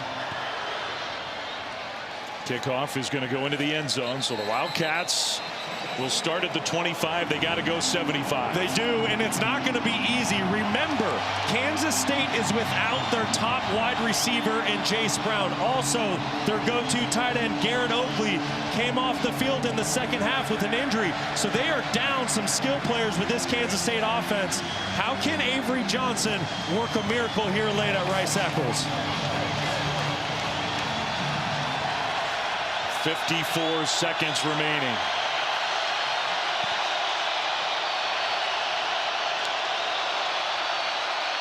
Johnson in the pocket is going to throw. Triple coverage over there, intended for Tibbs, incomplete. Well, really good coverage by Utah. We know how much man coverage they want to play, but with the lead in just 49 seconds and Kansas State with no timeouts, they're going to play more zone coverage. That's exactly what they did.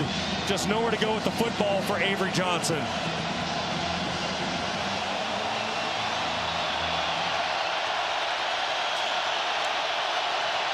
Jackson in the backfield alongside Johnson, in to help pass protect. Johnson scrambling, throws across his body, and it's intercepted. The senior, Lander Barton. And that's going to do it. A crazy come from behind win for Utah.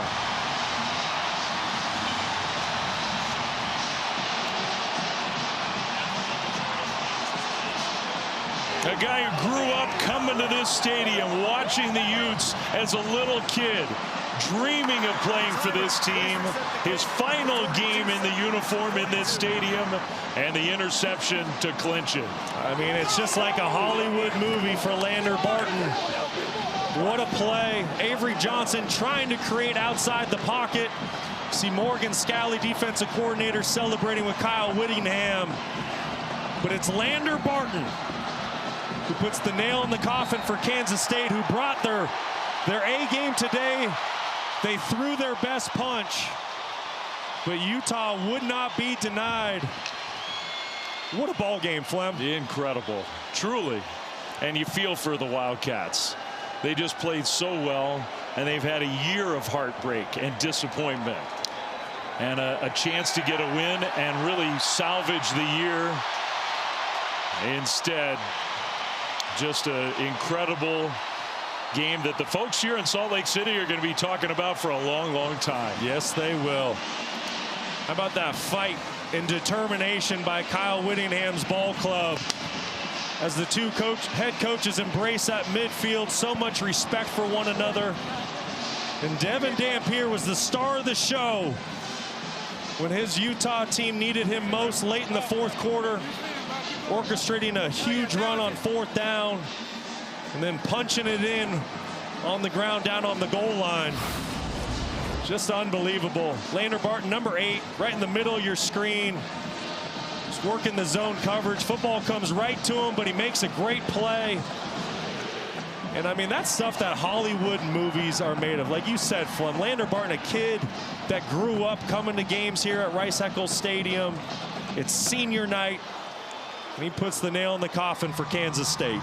He will never, ever forget that. Neither will Devin Dampier down with Stormy. No doubt about it, Dave. What an unbelievable game. When you saw Lander Barton pick off that pass, you rushed out onto the field. What were you thinking in that moment? Man, shoot, man, we battled all game. Adversity definitely hit us. It's probably the most we've ever had it. And I love the way we responded. We fought to the end, and man, just for Lander on senior night to clinch that moment like that, a huge moment for him, but a huge moment for these seniors to go out with a W at Rice-Eccles Stadium. Take me into that final offensive drive, 4th and 1. When you rip off the 59-yard run, what was going through your mind? Yeah, just before that, the whole O-line said, Dad, we're going to make those holes open. We're going to block for you. Receiver said we're going to catch the ball, give it, put it our way. Man, we got to a 4th and 1. Man, I told Coach, believe in me, put the ball in my hands. And, man, when we got an offensive line like that, I was able to hit it and able to get us a touchdown. So very happy the way our offense came out on that last drive. Cap it off with the game-winning score. For you guys as a team, this win was so important to keep any hopes of the college football playoff alive. How much were you guys thinking about that late tonight? Yeah, I mean, man, not during the game, but before the game, we knew what was at stake. Had to win out to make it to that college championship playoff. So, oh, shoot, man, I'm so happy. I'm just so happy the way we performed, man. Man, I love this team, for sure. You earned it. Enjoy it. Thank you. Appreciate you. 2 touchdowns passing, 2 touchdowns rushing, and 1 big smile for Devin Dampier. I was going to say, I'd smile like that, too, if I was Devin Dampier. Tell you what a win for the Utes. They are battle-tested. If they can find a way into the college football playoff, look out. This team's dangerous. Happy birthday, partner. Thank you. That was a good present, wasn't it? 35 good years. For Brock Osweiler, for Stormy Bonatoni, for our whole crew, Dave Fleming saying, thanks for sticking with us. Crazy, great game. Let's get you to studio with Kevin Connors.